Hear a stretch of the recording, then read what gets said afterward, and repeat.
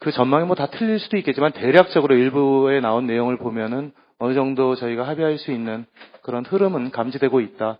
그랬을 때 어떤 대안을 아까 김동택 한국정치연구회 회장 맡고 있는 김동택 교수께서 누가 무엇을 어떻게 해야 될지에 대해서 긴 호흡 속에서 준비해야 될 것, 짧은 호흡 속에서 지금 당장 같이 해결해야 할 과제들이 있기 때문에 그런 것들에 대해서 대안을 비록 저희가 다른 영역에서 활동하고 뭐 다른 정당이라 하더라도 대한민국 사회를 바꿔나가고 대한민국 정치를 조금 더 새롭게 좀 더 나았게 바꿔나가기 위해서 당을 불문하고 그리고 자신들이 처해 있는 위치를 불문하고 함께 지혜와 뜻을 모으는 그런 자리가 됐으면 좋겠습니다.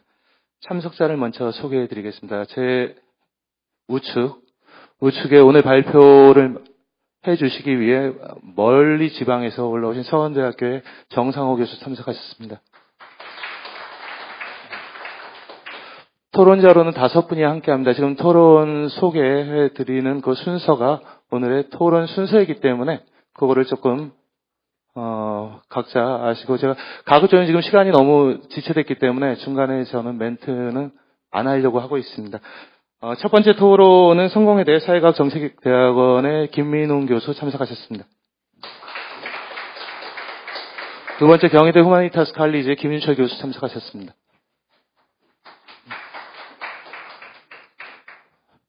세 번째 시작할 때부터 계속 살아있는 눈빛으로 경청하고 계셨던 새정치민주연합의 이인영 의원 참석하셨습니다. 네 번째 저 끝이죠. 끝에 있는 서울대 법학전문대학원의 조국 교수 참석하셨습니다. 다섯 번째 저희 정의당을 대표해서 정책위 의장 맡고 있는 박원석 의원 참석하셨습니다. 행사 진행 순서 말씀드리겠습니다. 발표 시간은 원래 30분 생각을 했었는데 저희 토론자 선생님들도 말씀을 해주시고 본인도 흔쾌히 20분 안에 끝내겠다. 그리고 좀 토론을 많이 하자 해가지고 20분 이내로 발표 시간을 맞춰주시고요. 5분 토론은 각 10분 이내로 7분에서 10분 정도 하시면 될 것 같습니다. 그러니까 다 앉아 계신 분들이 함께 고민하기 때문에 너무 길게 장황하게 말씀하지 마시고 갖고 계시는 생각과 주장을 핵심을 짚는 방식으로 그렇게 토론을 해주시면 좋겠습니다. 토론 끝나면 발표자 답변 시간을 5분에서 10분 정도 드리고요. 약간 시간이 있으면 거기에 대해서 이제 상호 토론하는 시간을 한 3분에서 5분 정도 하고 나머지 시간을 청중 토론을 하려고 원래 15분 정도 예정되어 있었는데 15분까지는 안 될 것 같고요. 6시 10분에 마치는 걸로 하면 약 10분 정도가 남을 것 같습니다. 근데 열띠게 진행된다라면은 약간 더 앞에 참석하고 계시는 발표자 토론자 선생님한테 양해를 구해서 한 15분에서 20분까지 이어질 생각은 좀 같이 갖고 있고요. 끝나면 같이 디브리 시간이 있기 때문에 그때 못다 나눈 이야기를 함께 하는 걸로 하겠습니다. 네, 준비된 발표자 정상호 교수께서 20분 이내에 발표를 듣도록 하겠습니다. 네, 반갑습니다. 소개받은 정상호입니다. 이렇게 만나서 유쾌하신 분들이 여러분들이 계십니다. 선거 결과와 상관없이 이렇게 좋은 자리에 초대해 주신 조윤현 선생님 이하 당 대표님께 감사의 말씀 드리겠습니다. 기본적으로 저는 6.4 지방선거를 그 표에서 56쪽에 있는 것처럼 정책 환경이나 구조는 세월호뿐만 아니라 작년 이후에 박근혜 정부의 정치적 개입들, 그다음에 월권 논란들 이런 것들 때문에 구조적 정책 환경이 개선되는 야권한테 유리한 입장에 있었다라고 보고 있습니다. 근데 리더십에 특히 당과 지도부, 야당 전체 이걸 쪼개서 새정치민주연합이 어떻고 정의당이 어떻고 통진당이 어떻고 이런 분할해서 보는 것보다는 전체 야권의 능력이라는 부분에서 대단히 무능했었다. 결과적으로 이번 지방선거는 2012년 대선의 연장선에서 볼 수 있다 이런 관점을 좀 갖고 있습니다.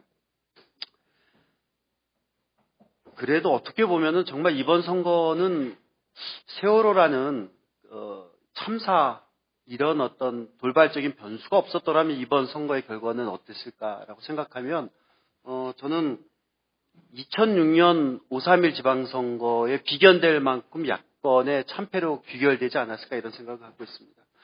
그 근거는 박근혜 정부가 갖고 있는 집요함 같은 것들, 다선 의원이나 대선에 도전할 수 있는 그런 중진급들을 지방선거에 징발하는, 그러니까 노무현 정부 때 김근태 의장과 정동영 대표를 장관직에 입각시키려고 했을 때의 그 당 내부의 반발과 비교해 보면 박근혜 정부가 갖고 있는 동원 능력이라든지 이런 것들은 대단히 적극적이었고, 반면에 지방선거 수준에서 야권 전체의 대응 준비나 리더십의 정렬 정도는 대단히 취약했다. 저는 그렇게 보고 있습니다. 57쪽에 있는 것이 역대 선거고요. 그럼 어떤 점에서 무능했었냐? 이번 뭘 반성해야 되느냐?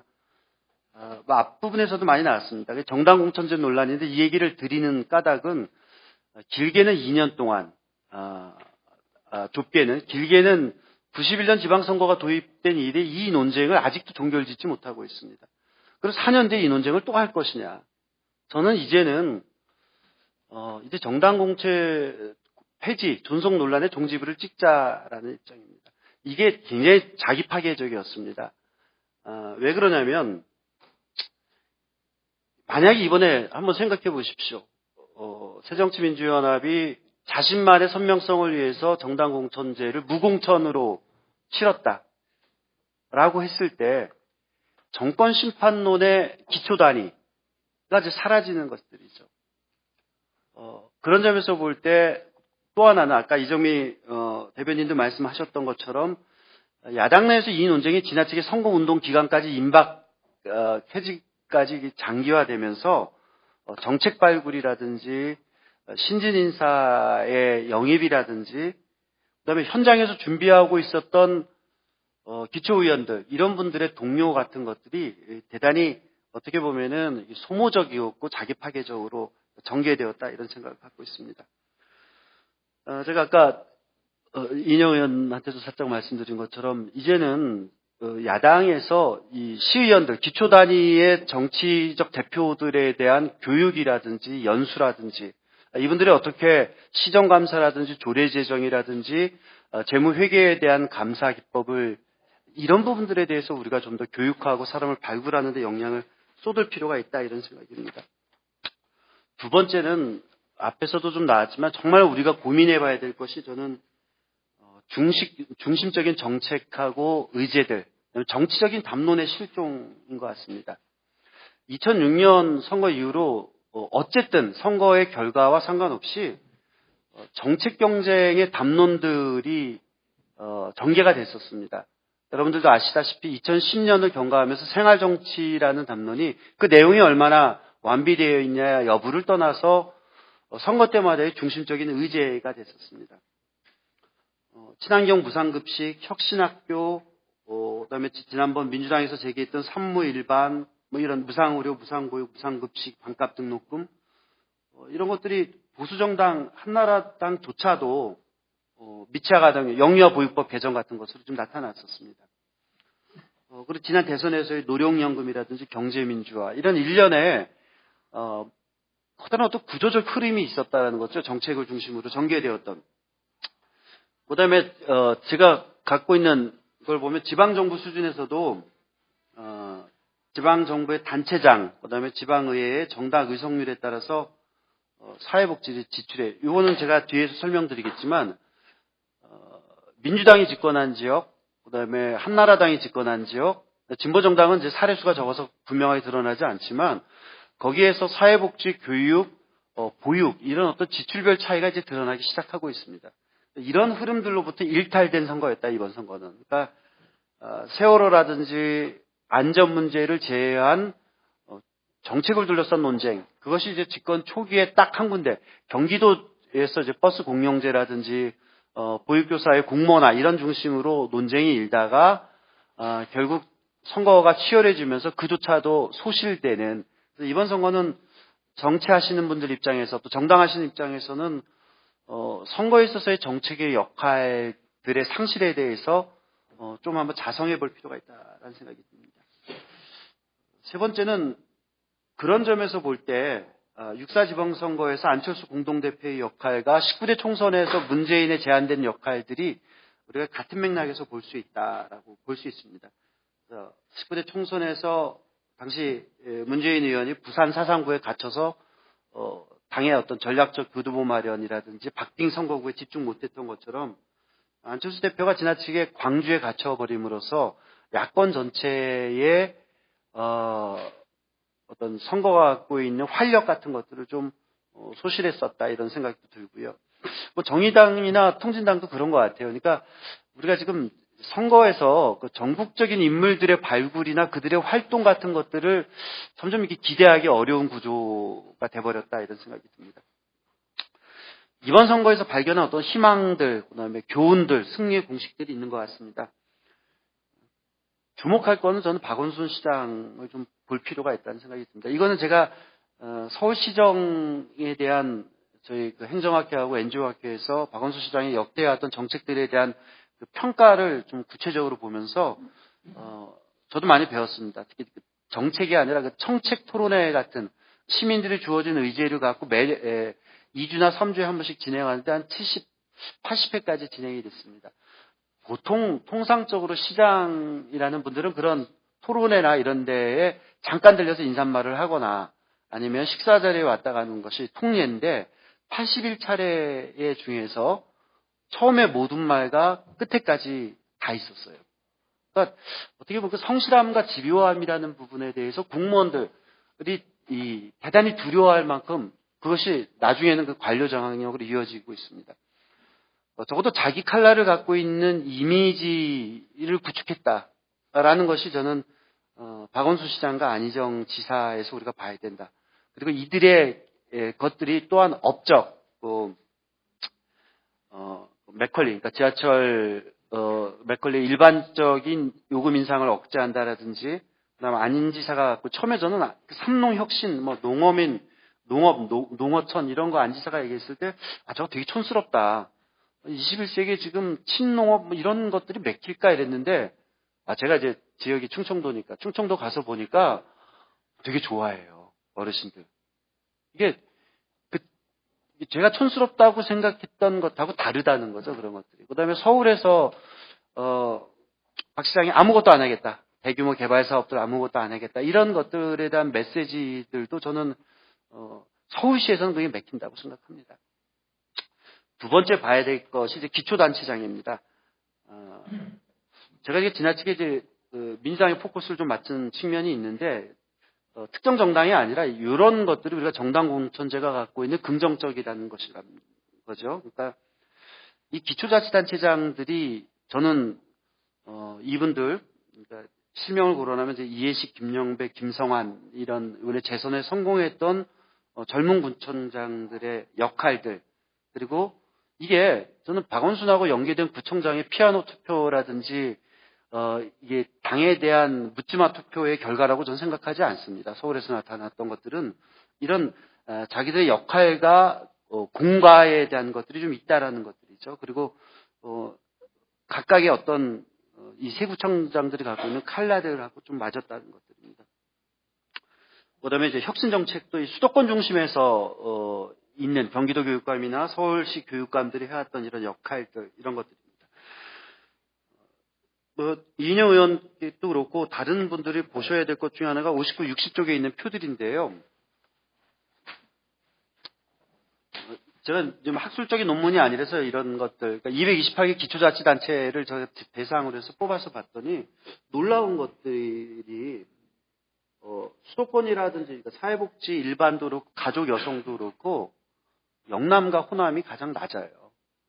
이거는 재정적인 변수들을 통제했을 때도 나타나는 것들인데, 그러니까 정당 간의 경쟁이 치열한 쪽에서 사회복지의 지출 비율이 높아지는 것들을 좀 발견을 했던 것입니다. 이런 것들이. 그래서 제가 볼 때 수도권에서 이 서울시에서 나타난 이런 결과들이라는 것들이 무슨 정부 심판론의 직접적인 결과라든지 이런 것들이 아니라 이런 최근 10여 년 동안 두드러지고 있는 정책 경쟁에 수도권이 가장 민감하게 반응했다.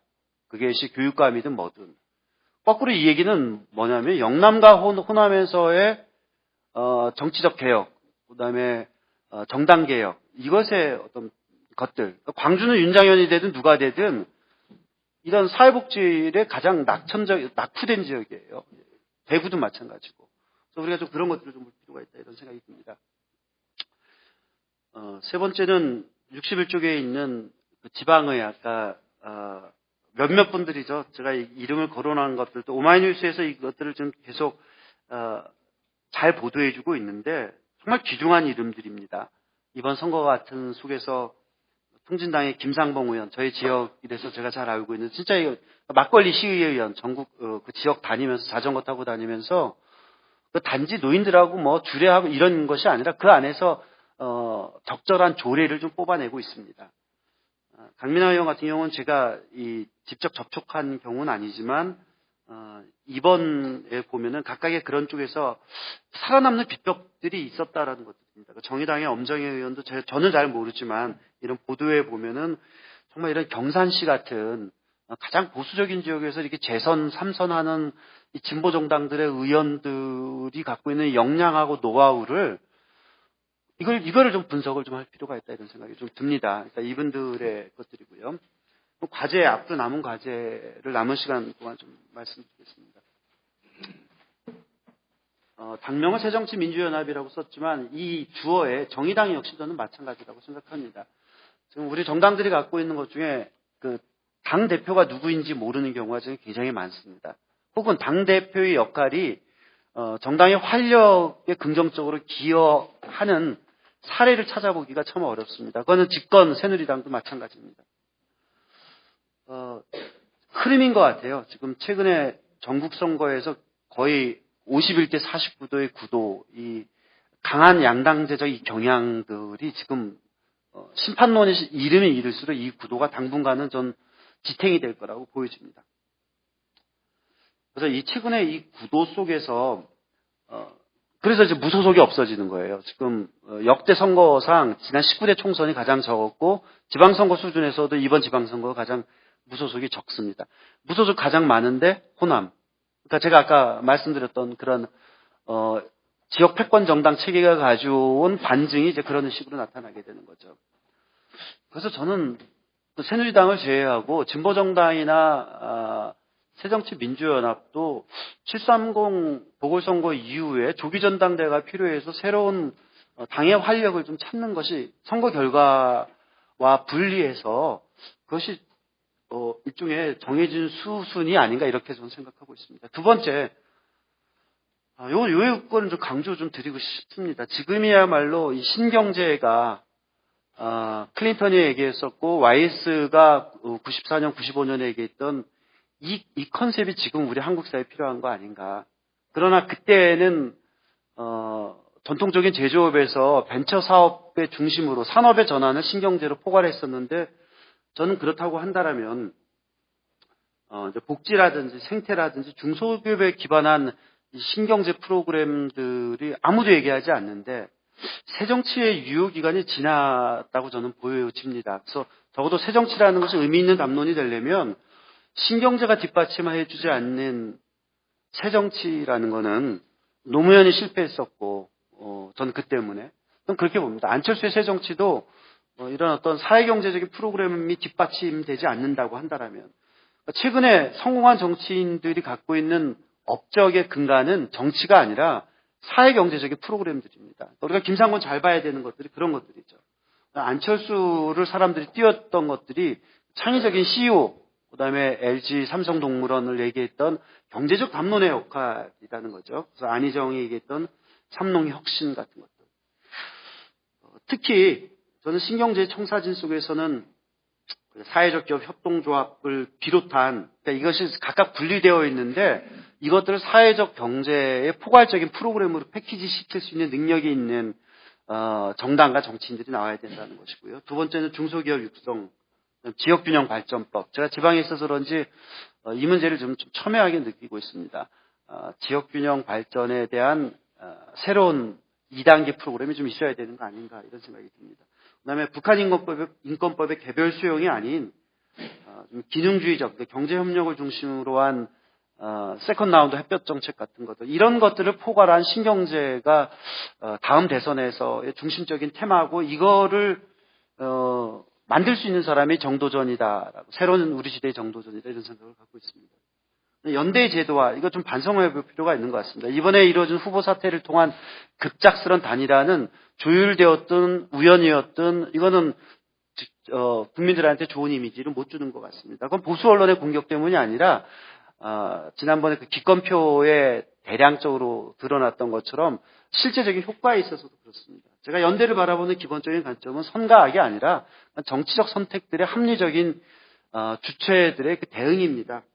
그런데 앞으로도 저는 이 연대 정치가 필요하다고 봅니다. 새누리당이 제3당으로 쪼개질 확률이 그리 전 높다고 보이지 않습니다. 그럴 경우에 오히려 지금 개혁적 혹은 자유주의적 야당하고 진보 정당들 간의 정책 협약이든 정치 제도를 둘러싼 연대든 이거 좀 더 안정적이고 투명하고 사전에 좀 할 필요가 있다. 그래서 정당명부 비례대표제 늘 얘기했듯이 얘기를 했지만 이번에는 좀 제대로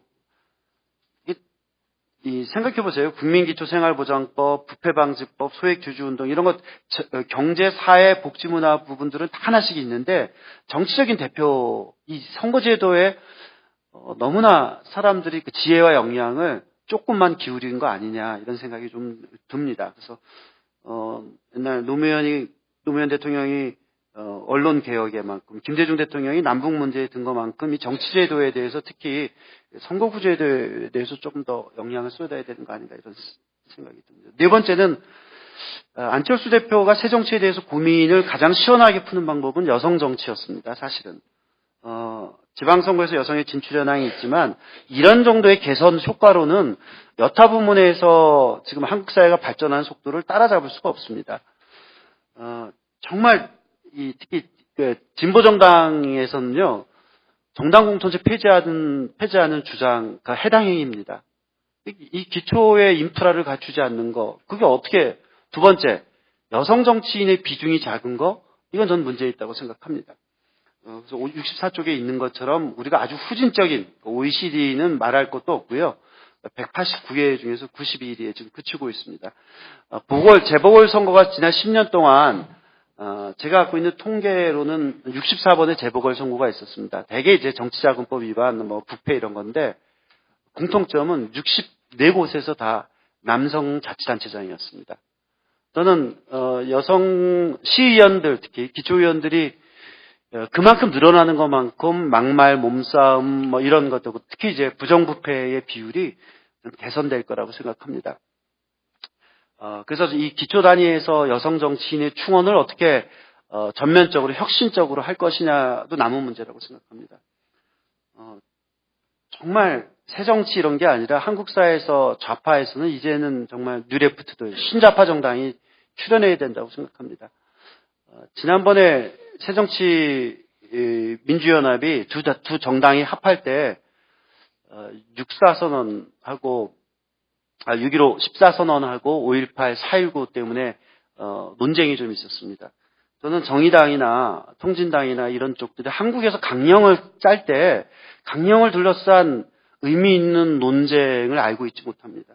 지금이야말로 좌파 헤게모니를 둘러싼 건강한 통진당, 노동당, 정의당 사이에서의 논쟁이 있어야 된다고 저는 생각하고 가장 좋은 예가 59년의 구데스베르크 강령 같은 것, 그러니까 전통 막시즘으로부터의 새로운 결별과 일탈 속에서 서민당의 기초를 쌓던 이런 것들이 좀 돼야 되고 그 중심축 이제는 진보 정당 안에서 왜 다른 정당들은 이제 새로운 인물들이 지금 이름들이 거론되는데 왜 안 나오고 있습니까? 이런 부분들 사람을 중심으로 강령 논쟁을 시작하는 것도 좀 진보 정당의 활력을 되찾는 방법이 아닌가 이런 생각을 합니다.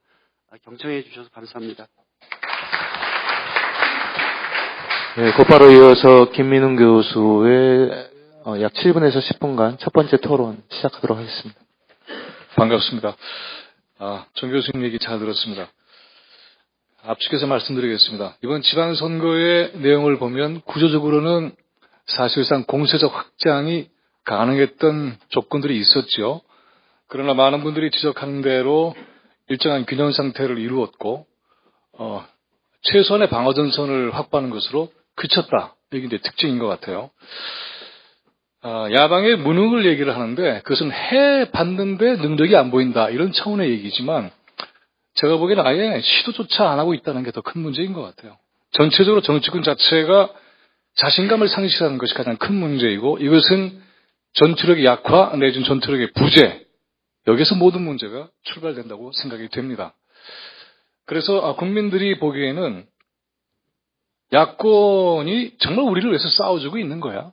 얼만큼 전투력을 발휘해서 이 문제를 해결하는데 진지한 헌신을 하고 있는 거야. 이에 대한 기대 수준이 점차적으로 낮아진 그러한 상태로 이르게 된 것 같아요. 그래서 정치 전반에 대한 불신과 함께 장기적인 목표를 세우는 과정에서 교육감 선거의 결과는 국가는 다른 형태로 나타났다 이렇게 보여집니다. 그리고 이제 박원순 시장과 안희정 충남지사의 경우를 들어서 이것이 향후에 정치에 있어서 매우 중요한 어떤 기준에 지침의 지점이 되지 않을까라는 논의가 있는데 절반은 맞고 절반은 틀리다고 생각을 해요. 왜냐하면 두 분의 경우에 있어서는 행정력을 동원할 수 있는 처지에 있기 때문에 자신의 역량을 안정적으로 누적적으로 행사할 수가 있습니다. 그리고 본질적으로 일정한 보수적 안정성을 전제할 수밖에 없는 처지에 놓여 있는 거죠. 그러나 정치는 좀 다른 것 같아요. 우리의 지금 최대의 문제는 뭐냐면 두 가지입니다. 하나는 직접 민주주의의 요구라고 하는 것이 시민사회에서 지속적으로 제기되고 있는데 더 강렬하게 적극적으로 추진되고 있는데 정당은 전혀 그것을 받아내지 못하고 있는 거죠. 이 간격이 점점 커지고 있습니다. 대의제 자체의 위기가 오고 있는 거죠. 그래서 이런 직접 민주주의 현장에 들어가는 일이 얼마나 중요한가 하는 점이 하나 있고요. 또 하나는 현재 이 균형이라고 하는 것은 바람직하지 못한 평형 상태입니다.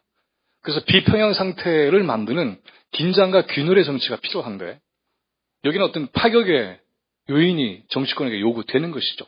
그런 점에서 보면은 아주 강력한 전투력을 발휘하는 것이 매우 중요하다고 보여져요.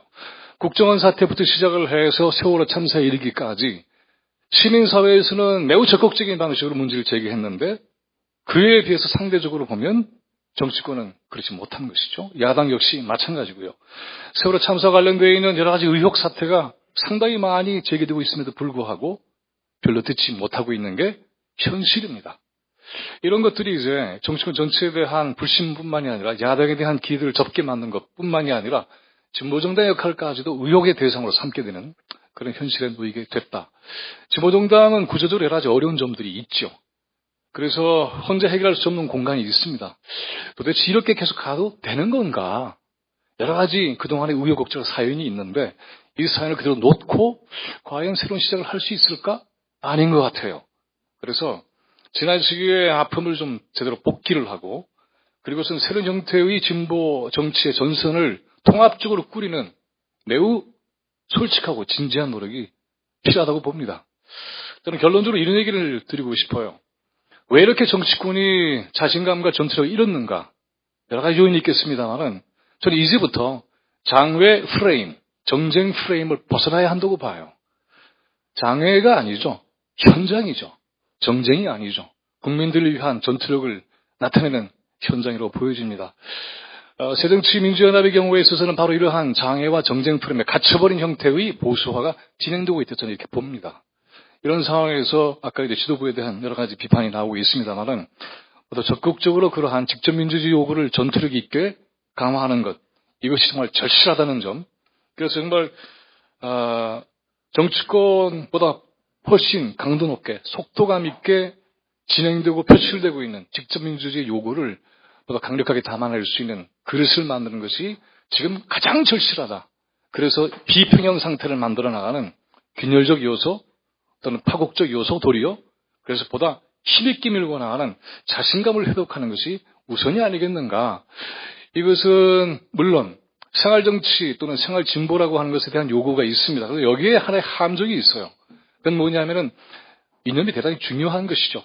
정치는 가치 논쟁을 하는 것이니까. 그래서 그런 가치 논쟁과 함께 그것의 구체적인 적용이 생활정치라고 하는 형태로 나타나야지 가치 이념에 대한 논쟁은 방기한 채 생활 밀착형 진보를 한다고 해서 과연 할 수 있을 것인가? 저는 그렇게 생각하지 않습니다. 이 두 가지가 함께 가지 않으면은 가치의 깃발과 현장 정치의 실체를 만들어내는 일에 성공하지 못한다고 봅니다.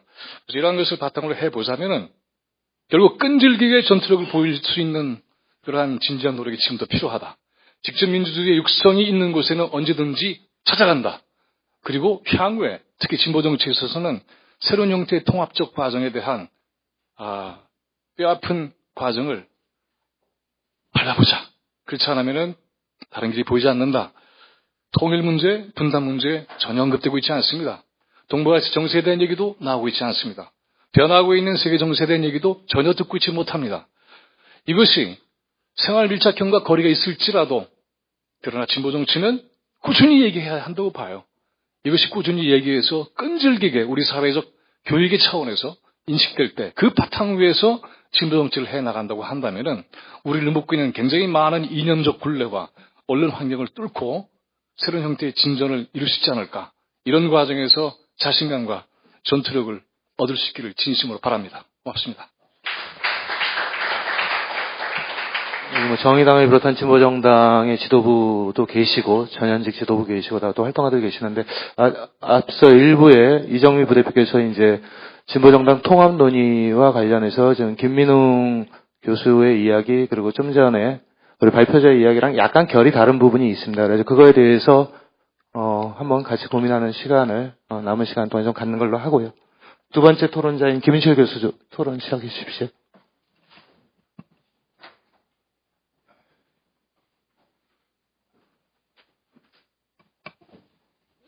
예, 김윤철입니다. 크게 발표문에 대해서 좀 논평을 하고요. 제가 보는 지방선거 결과의 의미, 또 한국 정치의 향후 전망과 관련된 과제, 그 부분에 대해서 말씀을 좀 드리겠습니다. 우선 발표문을 보면서 우리 정상호 선생님은 제가 굉장히 평소에 존경하는, 좋아하고 사랑하는 선배님입니다. 이제 분위기 눈치채셨죠? 너무 착한 이야기를 하고 계신다라는 생각입니다. 한국 정치가 이 착한 이야기들을 다 하면 정말 좋아질까, 혹은 할 수는 있을까 관련해서 저는 좀 회의적이다. 그러니까 정치를 좋게 만들고 정치는 이렇다 저렇다라는 어떤 학자적 양심의 어떤 규정들은 다 이제 우리가 공부를 해야 되는 것이지만 결국 정치의 또 그 학문적 데피니션 자체가 뭐냐면 우선순위를 정하는 겁니다. 그러니까 여러 가지 했으면 좋겠다라고 하는 것 중에서 지금 뭘 할 거냐라는 겁니다. 그리고 한국 정치 전망을 얘기하는데 도대체 언제까지의 전망을 얘기하는 것이며 그 목표가 뭔지에 대해서 저는 좀 먼저 전제로 제시가 되어야 된다라는 생각입니다. 2017년인지 2016년인지 그 다음에 정권 교체인지 아니면 완전히 한국 정치의 체질 개선인지 근본적 구조 제도의 변화인지 저는 그런 부분들이 제시되어야 과제도 분명하게 도출될 수 있는 것 아닌가. 또 시간 타임 테이블도 정할 수 있는 거고요. 또 무엇보다도 누가 할 거냐라고 하는 겁니다. 제가 최근에 천연사회연구소에서 한국 진보정당들이 평화복지관이라고 담론 분석하는 한 페이퍼를 하나 이제 썼는데요. 책으로 묶여서 나올 겁니다만 주로 강령과 선거 공약 등을 이제 분석 대상으로 해서 살펴봤는데요. 놀랍게도 재밌게도 모든 진보정당들이 녹색당까지 다 포함해서요. 그러니까 통합진보당에서부터 정의당, 그 다음에 노동당 다 포함했는데 주체가 명확하지가 않습니다. 그러니까 강령에서 기껏 나오면 모든 국민, 그 다음에 시민, 인간 막 이렇게 나오는 거죠. 인문학 교과서 정당의 강령이 과연 인문학 교과서여야 되느냐? 그건 아닌 것 같다. 분명히 누구와 함께 할 그게 없는데 여전히 계속되고 있다라고 하는 겁니다. 저는 그래서 그런 부분들이 좀 주요하게 논의되어지는 것이 더 중요하고 필요한 거 아니냐. 마치 어떻게 보면 돈을 벌어야 된다. 황금거위가 있으면 좋겠는데 이런 담론들을 우리가 지금 계속 반복해왔던 것 아닌가. 특히 새정치연합 분들도 계시고 정의당도 계시지만 제가 반복해서 말씀드리는 게 왜 정당에서 자꾸 학자들의 이야기를 들으려고 하는지 모르겠다. 답은 정치가 하는 거고 학자들은 물음을 던지는 거다. 저는 그렇게 생각합니다. 근데 자꾸 학자들이 답을 얘기하고 정치가 물어요. 그러면서 제가 그런 생각이 드는데 전부 아마 다 내비게이션들 차에다가 부착하고 계신데 내비게이션을 부착하고 다니면서 생겨난 현상이 뭐냐면 길을 물어보면 길을 못 가르쳐 줍니다. 내비게이션이 가라는 데로만 갔으니까 바보를 만든 거죠. 근데 어떻게 보면 자꾸 학자들 불러서 이야기를 듣고 그러니까 저 안 부르셔도 된다는 이야기입니다.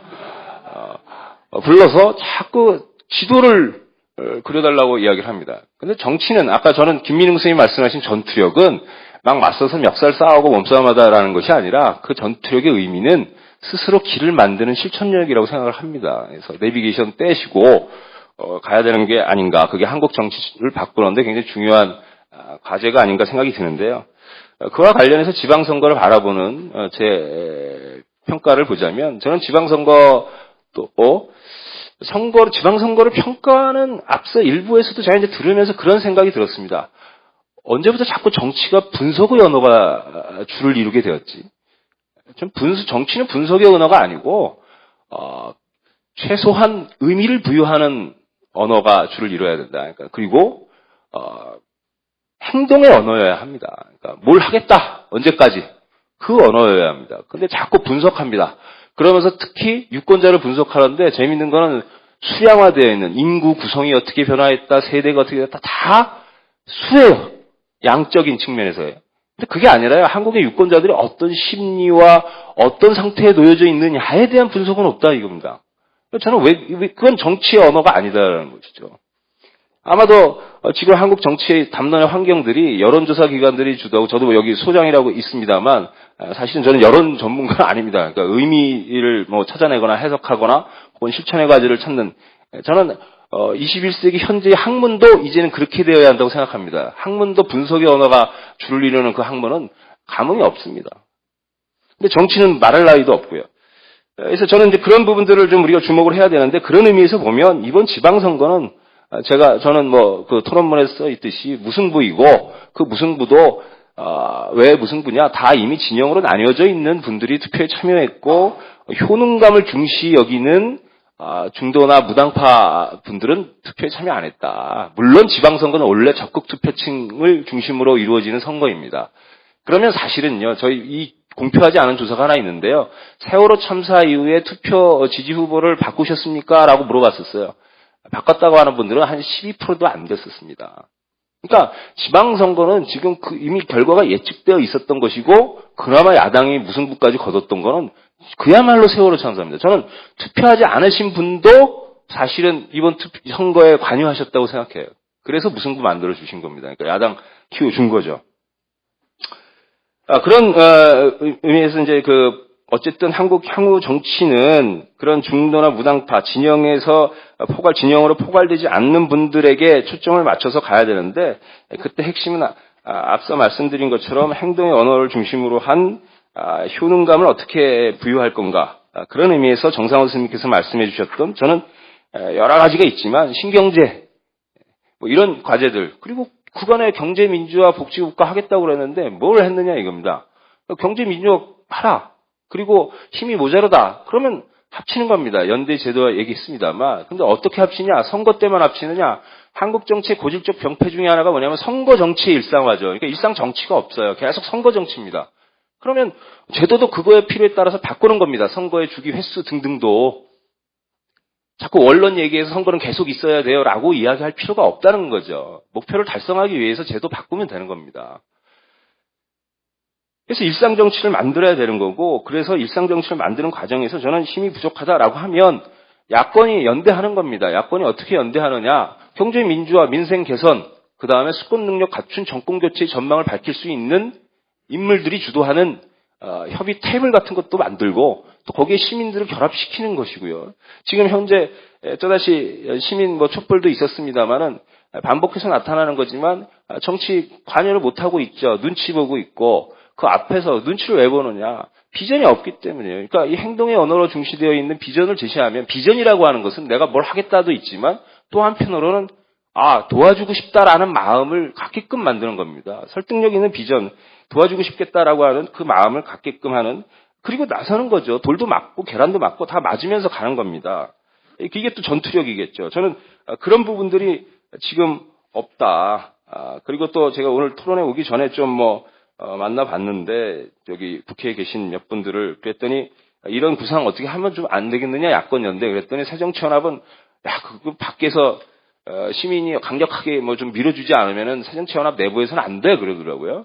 이인영 의원께서 나중에 말씀해 주실 겁니다. 그래서 과연 그것이 어떻게 이루어질 수 있는지 저는 이 자리에도 계신 정의당 지도부 여러 정치인 분들께서 그런 제안과 또 그런 것들을 만들어내는 방향으로 리더십을 발휘해야 된다라고 생각이 들고요. 그래서 마지막으로 결론적으로 말씀드리면 좀 이제 착한 이야기의 반복 혹은 제도 탓, 구조 탓 좀 하지 말자. 그거는 나중에 필요와 목표에 따라서 그것에 동의되어지는 시민들의 힘에 의해서 바꿀 수 있는 거다. 근데 처음부터 게임 룰 바꿔주세요. 이번 월드컵 대표 굉장히 좀 형편없는 것 같습니다만 그 팀들이 나가면서 그러면은 제도 바꿔달라고 해가지고 나갈 수 있는 건 아니라는 거죠. 저는 정치도 마찬가지라고 생각을 합니다. 그래서 어쨌든 그런 부분들을 가지고 한국 정치 전망을 좀 열어낼 수 있는 당장의 실천, 좀 야권 구체적인 과제는 저는 경제민주화 민생 개선 그리고 이것을 위한 법야, 시민 같이 하는 정책을 중심으로 한 협의 테이블, 그래서 실제 효능감을 제공할 수 있는 어떤 성과를 만들어내는 것, 그것이라고 생각합니다. 이상입니다.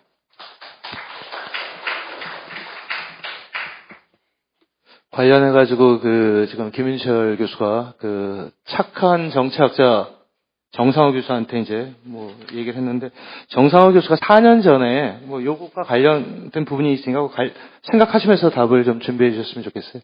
지방선거 직전에 정상호 교수가 그때 6월 달은 아니었던 것 같은데, 그 주제가 이거였어요. 한국에서 자유노동 시민의 연대, 이걸로 혁신적인 길로 나가자. 요번에 그 내용이 다 빠졌거든요. 왜 빠졌는지, 문제의식이 없어진 건지, 세상이 안 바뀐 거 앞으로도 안 바뀔 거다 생각해서 요번에 강하게 주장을 안 하셨는지, 그 얘기까지 포함해서 답변 준비해 주시고요. 세 번째, 지금 1부에 이어 2부에서도 계속 새정치민주연합에 대해서 애정어린 비판인지 모르겠지만 많은 요구가 지금 흘러나오고 있는데, 당을 대표해서 나오셨기 때문에 새정치민주연합의 이인영 의원이 당론을 얘기하지 않으셔도 되고요. 본인이 갖고 있는 얘기를 중심으로 토론 7분에서 10분입니다. 우선 당론은 아니고요. 제 생각이고, 제 생각도 사실은 제 방에 있는 비서관이 정치학을 전공하고 있어서 잘 정리해 줬는데 제가 좀 부족하게 표현할 수도 있을 것 같습니다. 선거 결과를 놓고 비겼냐 졌냐 이걸 약간의 논쟁이 있습니다. 근데 전 굉장히 중요한 논쟁이 돼야 한다 이렇게 생각합니다. 서울 착시 현상 비슷한 게 있어서 비겼다고 생각하는 사람들이 좀 있는 것 같습니다. 근데 거기에는 잘못하면 이데올로기적인 어떤 함정도 있어 보입니다. 부분적으로 손질하면 이 다음에 이길 수 있다. 근데 저는 졌다 이렇게 생각합니다. 기대치에서도 못 미쳤고 또 실질적인 숫자나 계량적 측면에서도 그런 결과는 보여졌다 이렇게 생각합니다. 왜 졌냐? 박근혜 대통령의 눈물 그런 것에 비해서 특별한 게 보여준 게 없다. 기초공천제 논란, 기초노인연금, 또 어떤 면에서 보면 침몰한 세월호에 편승한 굉장히 아이러니한 이런 전략 부재 문제 이런 것들도 있었다 이렇게 보여집니다. 근데 다른 한편에서는 순전히 선거 전술이나 전략적 측면에서는 그런 접근을 할 수도 있었다 이렇게 생각합니다. 그러니까 오버하지 않는다, 똥볼 차지 않는다. 그런 접근이 이렇게 비기는 이런 부분들로까지 이렇게 어쩌면 이길 수도 있다는 이런 기대 이런 걸로까지도 연결됐었을 거라고 생각합니다. 그런데 저는 그게 문제였다 이렇게 봅니다. 그로 인해서 적어도 가치 전쟁은 실종되었다 이렇게 보기 때문에 그렇습니다. 지방선거가 있기 전에 우리한테 굉장히 중요한 사건과 이슈들이 있었습니다. 그게 국정원 대선 불법 개입 문제, 그걸로부터 시작해서 서울시 공무원 문제 이런 데까지 오는 과정에서 명백하게 민주주의와 인권 문제들이 있었습니다. 송파 세모녀 문제가 있었고 기초연금 문제가 있으면서 보편적 복지에 관련한 굉장히 중대한 이런 이슈들이 있었습니다. 지나가는 얘기지만 저는 우리 구청장이나 그 광역의원들, 기초의원들 부분적으로 이렇게 지원 나가서 제가 할 때 이분이 구청장이라면 송파구에서 세모녀 그런 일은 없었을 것이다. 이분이 시의원이라면 송파구에서 이런 일은 없었을 것이다. 이분이 기초의원 되면 송파구와 같은 일이 이런 곳에서 일어나지 않을 것이다. 뭐 이런 이야기를 했었습니다. 철도 민영화, 공기업 민영화 이런 굉장히 중요한 문제들이 있었습니다. 경제 민주화 등과 관련한 굉장히 중요한 문제고 어떤 면에서는 신자유주의와 관련해서도 굉장히 본질적인 이슈들이었습니다. 쌍용차, 현대차, 삼성 백혈병이라든가 아니면 서비스 노조 문제들 이런 것들이 노동이 있는 복지, 노동이 있는 경제 민주화 아니 근본적으로 노동의 정치를 어떻게 다시 발전시킬 것이냐, 재장전할 거냐 우리 사회에서 굉장히 중요한 이슈였는데 이런 부분들을 다 살리지 못했습니다.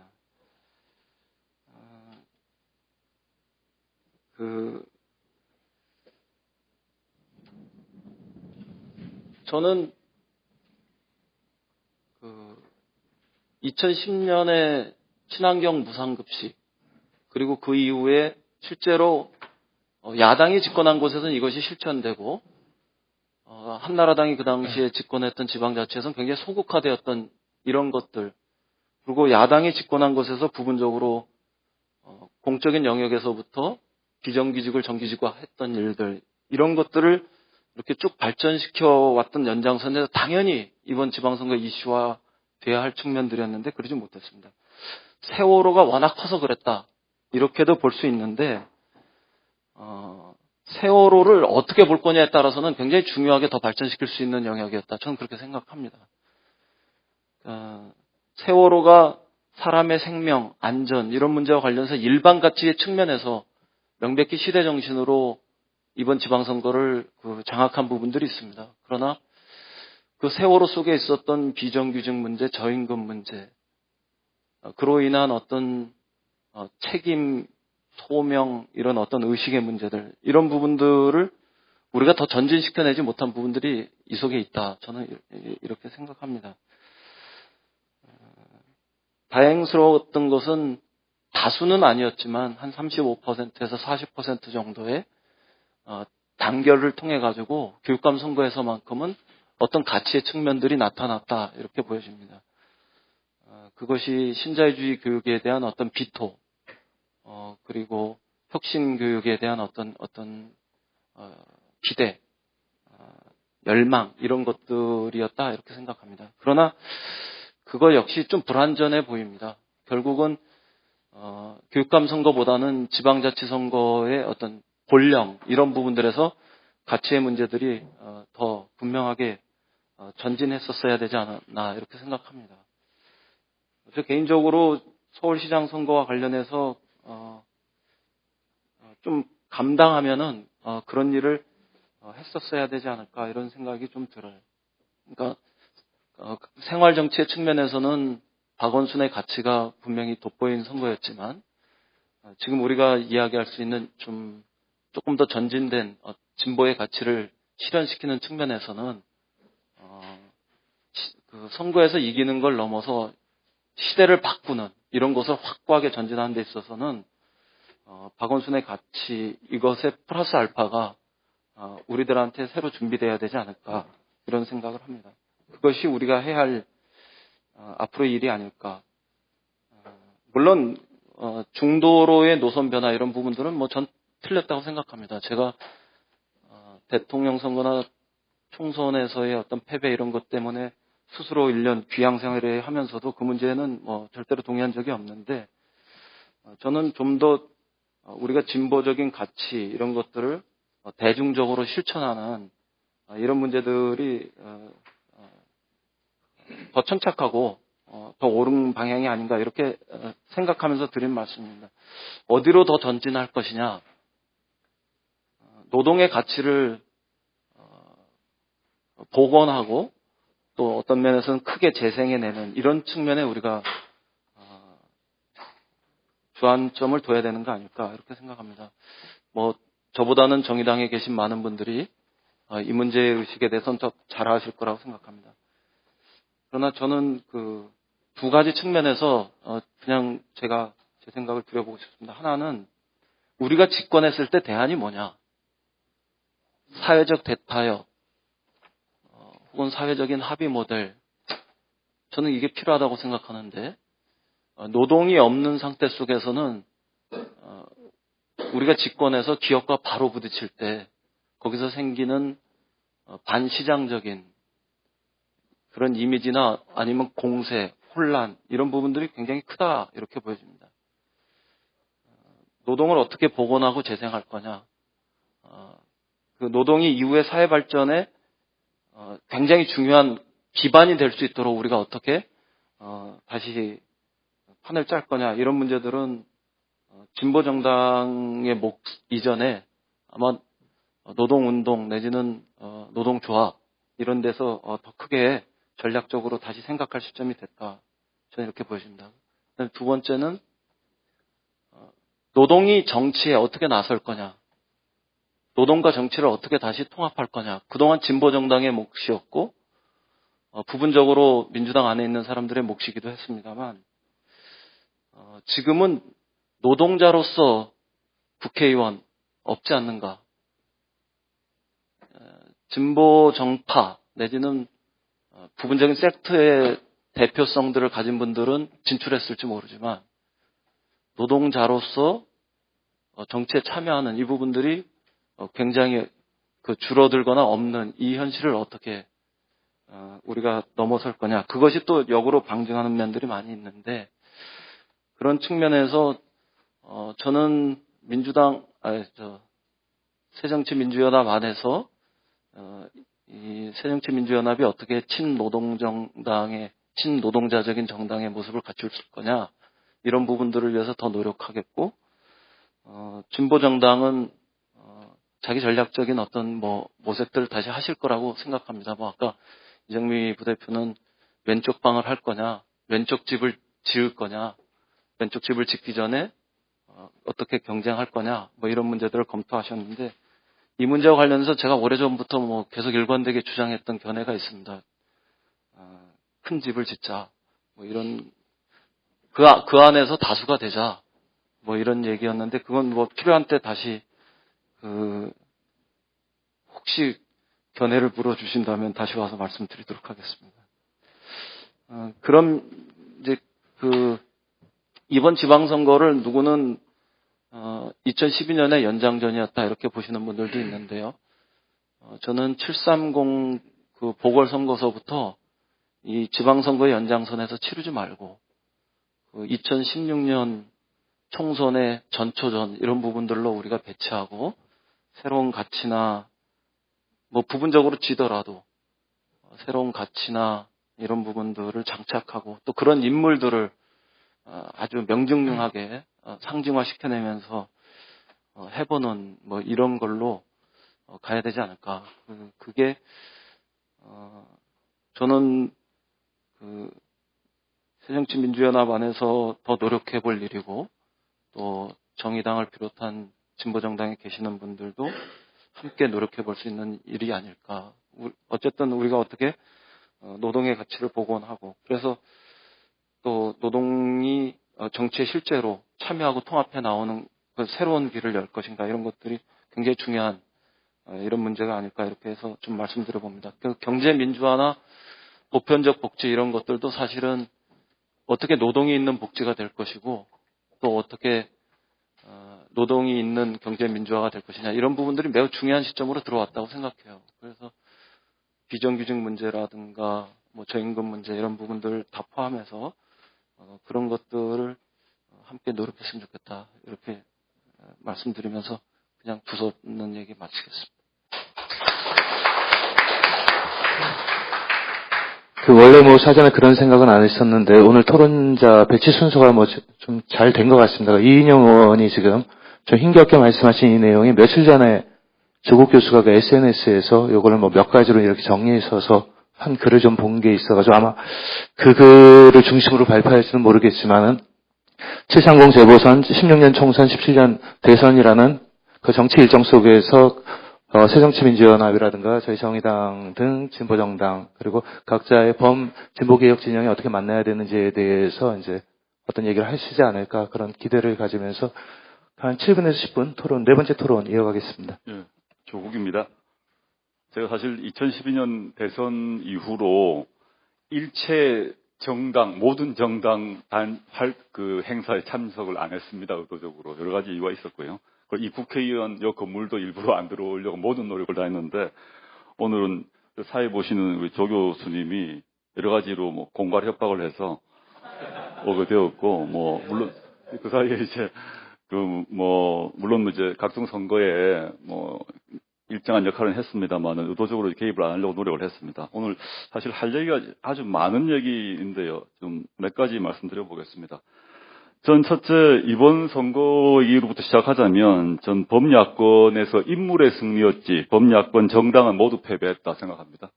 박원순이건 안희정이건 이긴 쪽은 인물의 승리였다라고 생각합니다. 정당은 다 패배했다. 그 정당 차원의 전략이 있었는가 의문스럽다. 새정치연합을 포함해서요. 모든 범야권. 컨트롤 타워가 있었는가도 잘 모르겠습니다. 오히려 새누리당 쪽은 전략, 그게 치사하고 이상한 전략이라 하더라도 실제 승리를 위한 아주 구체적이고 생생한 전략과 컨트롤 타워가 있었다고 생각합니다.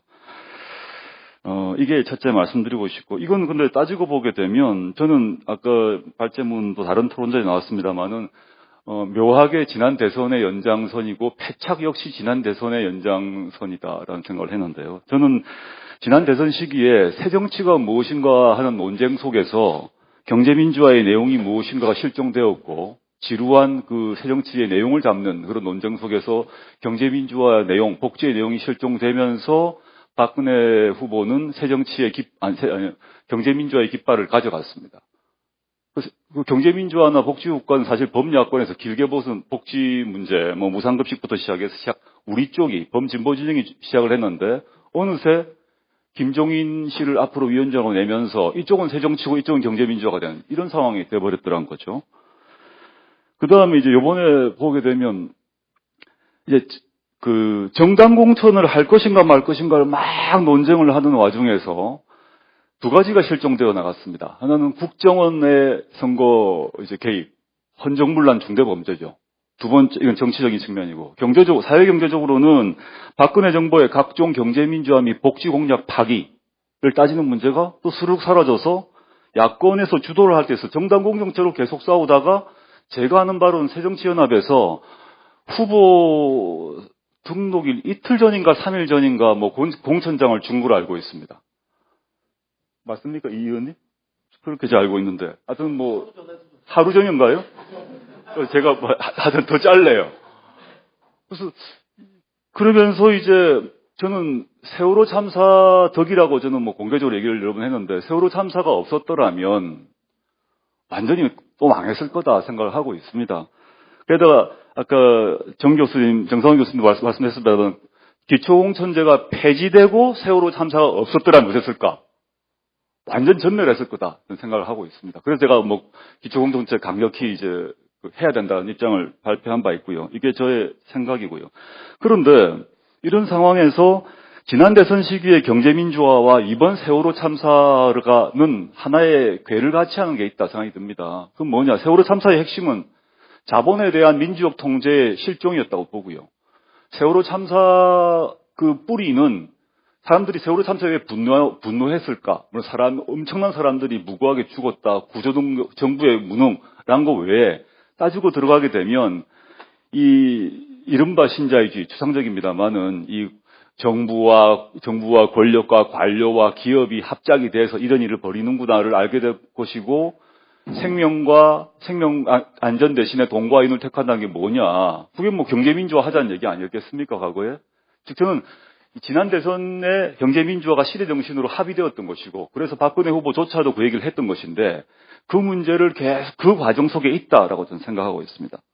그런데 야권의 지도부, 다수 정당은 새정치연합인데 지도부는 이제 김한길 안철수 대표께서 그 지도부를 하고 계신데 김한 두 분의 노선은 무엇일까?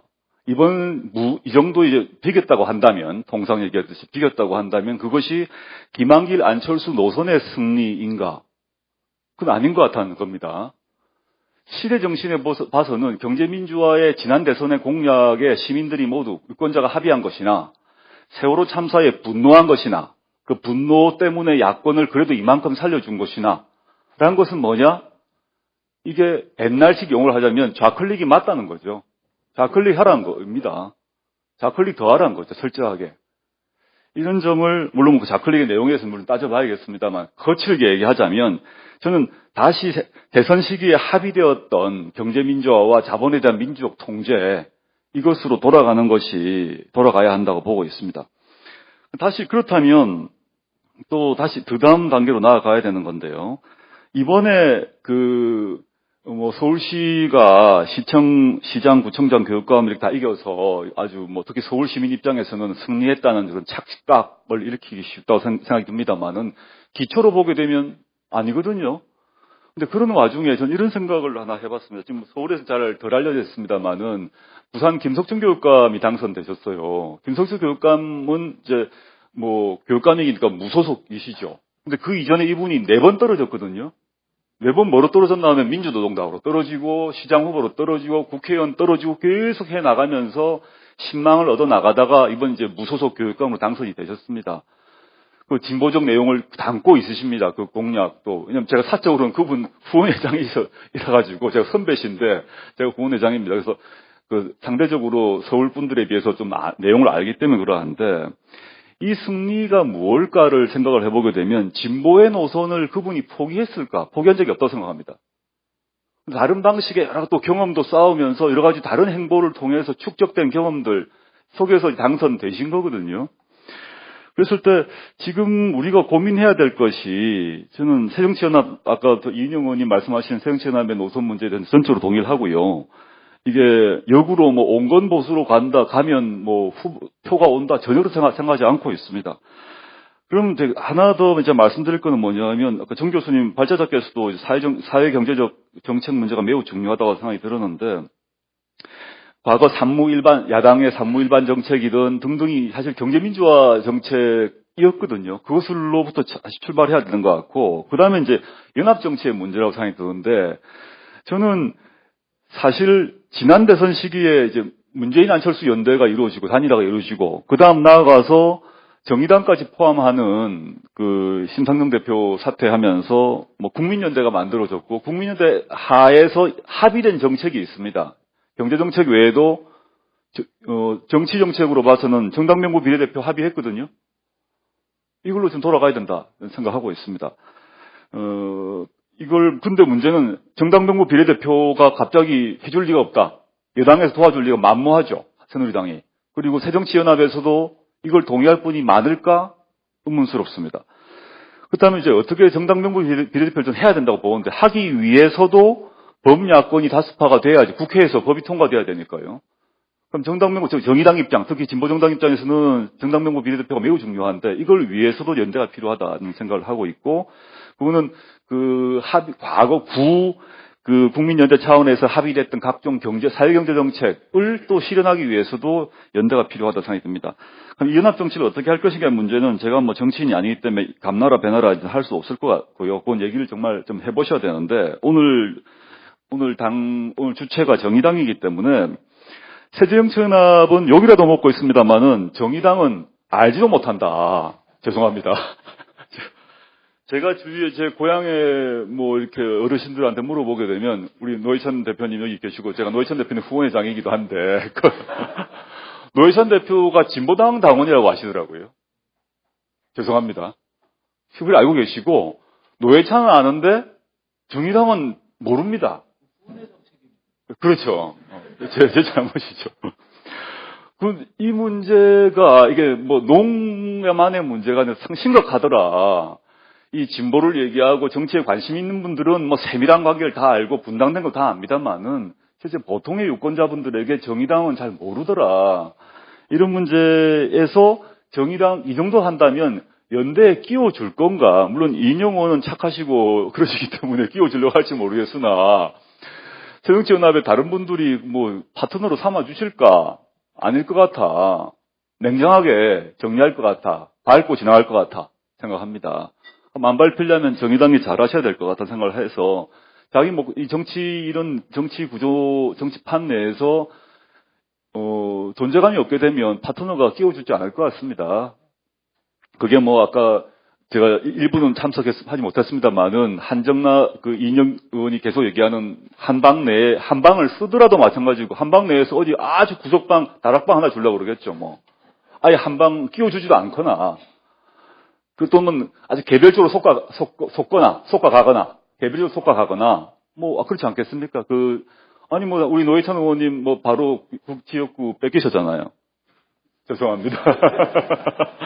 그게 저는 뭐 안철수 의원을 도덕적으로 비난하는 게 아니다. 안 의원을 개인적으로 저는 그걸 뭐 도덕적 비난 문제가 아니라 그 내에선 그런 선택을 할 수밖에 없었을 것 같아. 안철수 의원 세력에서는. 그렇다면 정의당에서 다른 판단을 하셔야 되지 않을까 생각을 합니다. 그래서 저는 두 가지 마지막 마무리해야 될 것 같은데요. 새정치연합에게 말씀드리고 싶은 거는 지금 새정치연합 지도부가 김한길, 안철수 두 분이 이제 대표를 하고 계신데 이분이 이제 내년 3월까지 임기가 보장된 걸로 알고 있습니다. 그럼 그 뒤로 그분 두 분이 김한길 의원은 저는 그 두 분의 노선은 보면 온건보수 노선, 과거로 보게 되면 김효숙 의원이 과거에 제출했던 뉴민주당 노선, 더 거꾸로 올라가게 되면 김대중 대통령이 패배했던 시기에 뉴 DJ 전략, 이것들이 이제 반복되고 있는 것 같은데요. 이인영 의원으로 대표되는 또는 뭐 지금 이제 새로운 단체를 만들고 있는 걸 알고 있습니다. 만드신 걸 알고 있습니다만 당내 조직을 그쪽이 얼마나 잘할까가 이제 관건인 것 같고요. 지금의 현재 야당 모습은 이번 대선 시기, 새정치연합 같은 경우는 이번 선거 시기를 보더라도 특히 지도부의 모습은 부자가 아닌데 부자인 척 하더라고요. 부자 몸살이기죠. 부자가 아닌데 부자인 것처럼 행동하고 몸 조심하고 발음 조심하고 이렇게 하는 모습을 보면서 여당도 아닌데 이미 여당 행세하는 것 같아 생각이 들어서 전 별로 기분이 좋지 않았고요. 정의당 같은 경우는 저는 좀 못되졌으면 좋겠다 이런 생각이 들었습니다. 정의당 대표적 정치인들 좀 못되졌으면 좋겠다. 노회찬 의원도 그렇고 우리 조성수 의원도 또 요번에 후원회장 덤태기를 썼는데요. 저 때문에 패배한 것 같아요. 후원회장 다음 맞때 만나면 그리고 그런 건 아닙니다. 제가 뭐 우원식 의원, 뭐 이하경 의원 오신 은수미 의원도 제가 후원회장입니다. 그래서 꼭 제가 후원회장 때문에 떨어진 건 아니다라고 생각을 하는데 저는 노회찬, 조성수 두 분 개인을 위해서도 정의당을 위해서도 7.3구 선거 나가셔야 될 것 같은데 좀 못되게 어폐가 좀 있습니다만 좀 독하게 못되게 했으면 좋겠고요. 그래야 이게 개인을 위해서도 당을 위해서도 전체 야권연대, 범야권연대를 위해서 좋을 것 같다 생각이 들고 저는 노회찬 의원은 뭐 수도권 가실 거라고 생각이 들고 조성수 의원 같은 경우는 뭐 제가 제 마음대로 생각입니다. 저는 당원이 아니기 때문에 저는 이제 울산에 계시죠. 제가 울산대학교 교수로 좀 한 4, 5년 있었습니다. 이 부산, 울산, 경남이란 쪽은 대구, 경북보다는 좀 낫다고 할 수 있지만 여전히 그쪽은 매우 보수화된 지역입니다. 지난번에 김두관 의원이 무소속해서 겨우 당선됐습니다. 사실은. 요번에 이제 부산 같은 경우도 무소속 해가지고 겨우 그만큼 한 거죠. 김영춘 후보가 사표하면서 울산 같은 경우도 조성수 의원도 죄송하지만 제 마음대로 생각하자면 정의당으로 나가서 당선될까? 제가 후원회장으로 도와드릴 건데 참 심각한 고민을 한번 해봐도 좋겠다 생각이 듭니다. 그래서 이 무소속 전략이라는 것, 그 지역 같은 경우는 무소속 전략, 시민후보 전략도 한번 의도적으로 생각해보면 괜찮겠다 생각을 해보았습니다. 이상입니다. 아까 김현철 교수가 학자에게 길을 물어보면 안 된다고 정치는 정치대로 가야 되는데 지금 조국 교수는 학자로서 저희한테 제안한 것이 아니라 그 주요 정치인의 후원 회장으로서 얘기한 거기 때문에 이래 애매한 게 저는 학자인지 정치하는 건지 제가 애매해가지고요. 한번 지나가는 길에 말씀드렸고요. 마지막 주최하고 있는 정의당의 얼굴 우리 정책위 의장 박원석 의원이 많이 기다렸습니다. 7분 시간 드리겠습니다. 예, 박원석입니다. 우리 조 교수님이 그 정치인 후원회장 전문 폴리페 선거를 오늘 처음 알았어요. 게다가 무소속으로 울산에서 출마하라고 정의당에 자중질환까지 부추기시고 끝나고 좀 상담을 해야 될 것 같습니다. 제가 오늘 토론문을 못 냈습니다. 게을러서도 있고 이번 선거 결과에 저희가 뭘 분석하고 이럴 만한 그 사이즈의 아웃풋을 못 낸 점도 있는데 다른 한편으로는 늘 하던 평가를 좀 이번에는 안 했으면 좋겠다 이런 생각을 하고 있습니다. 그래서 정의당에서는 중앙당 차원의 그 정리된 평가문서 같은 거를 가급적 좀 내리지 말고 오히려 일선에서 그 혼신의 힘을 다해서 유권자들을 만나고 뛰었던 후보들과 또 당원들과 운동원들의 평가를 상향식으로 수렴하는 그런 평가가 지금은 굉장히 필요한 게 아닌가 이런 생각을 해봤습니다. 앞서 또 여러 가지 평가 말씀들이 있었기 때문에 그냥 몇 가지 좀 제가 생각하는 바에 대해서만 말씀을 드리겠습니다. 선거 결과에 대한 해석은 이의가 없습니다. 야권이 실은 이보다는 훨씬 더 좋은 결과를 낼 수 있었는데 그러지 못했죠. 이와 관련해서 전략적 무능이다 이런 말씀을 공이 다 하셨어요. 오늘 발제 토론자들께서. 또 한편으로는 이제 전략이 없었다 이런 평가도 하셨는데 돌이켜서 생각해 보면 그 공천 과정에 있어서 여러 가지 잡음이나 특히 새정치민주연합 같은 경우에 또 기초무공천 문제로 인한 혼란이나 근데 그 이전으로 가보면은 그게 이제 전략이었었던 거죠. 약속을 지키는 것이 새정치, 약속을 지키지 않은 박근혜 이 프레임으로 지방선거 구도를 짜려고 했던 거 아닙니까? 근데 저쪽이 약속을 안 지킨 거를 매우 자연스럽게 정당화시키면서 거기서 스텝이 꼬였고 그 뒤로 아무런 대처를 못했던 겁니다. 근데 저는 물론 이제 제가 같은 야당이어서 협력할 때가 훨씬 더 많지만 새정치민주연합 제1야당이 좀 더 잘해줬으면 좋겠는데 보면서 옆에서는 의문이 들 때가 많은데 약속을 지키지 않는 정치의 가장 대표적인 의제가 기초연금이었어요. 지난 대선 이후에. 근데 기초연금 문제를 가지고 결국에는 새정치연합의 지도부는 새누리당의 손을 들어주는 이런 자기 전략과 모순된 그런 선택을 했다는 겁니다. 유권자들이 과연 어떤 메시지를 받아들였을까 대단히 저는 의문스러웠고 그런 점에서 전략이 없었다기보다는 좀 이해할 수 없는 그런 전략이었다 이런 생각이 듭니다.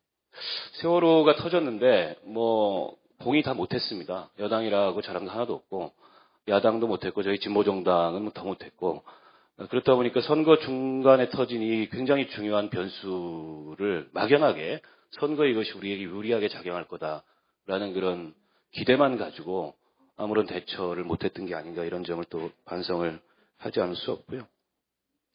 물론 의미 있는 진전도 있었습니다. 박원순 시장, 안희정 지사, 또 교육감 이런 평가들 많이 하셨는데 인물 경쟁력의 측면도 있지만은 저는 교육감 선거까지 포함해서 이 새로운 비전과 컨텐츠의 승리라고 평가를 하고 싶습니다. 특히 교육감 선거 같은 경우에는 저는 앞으로도 당분간 보수가 교육감 선거가 계속된다면 직선제가 계속된다면 이기기 어렵다고 봅니다. 이게 경쟁교육과 협동교육이라는 어떻게 보면 잘 선명하게 대비된 프레임 속에서 그 협동교육을 상징하는 혁신학교와 같은 그런 성과를 입증한 이런 컨텐츠로 무장해 있고 게다가 전국적으로 후보 단위를 화를 이뤘고 보수 쪽을 보면 계속 그 경쟁교육 프레임 속에서 차별을 강화시키는 그런 얘기들을 할 뿐만 아니라 전교조는 안 된다 이런 헛발질로 일관했기 때문에 저는 오히려 위기감은 저쪽이 교육감 선거를 없애려고 그러지 않을까 그 점에 잘 대비해야 된다 이런 생각이 들고요.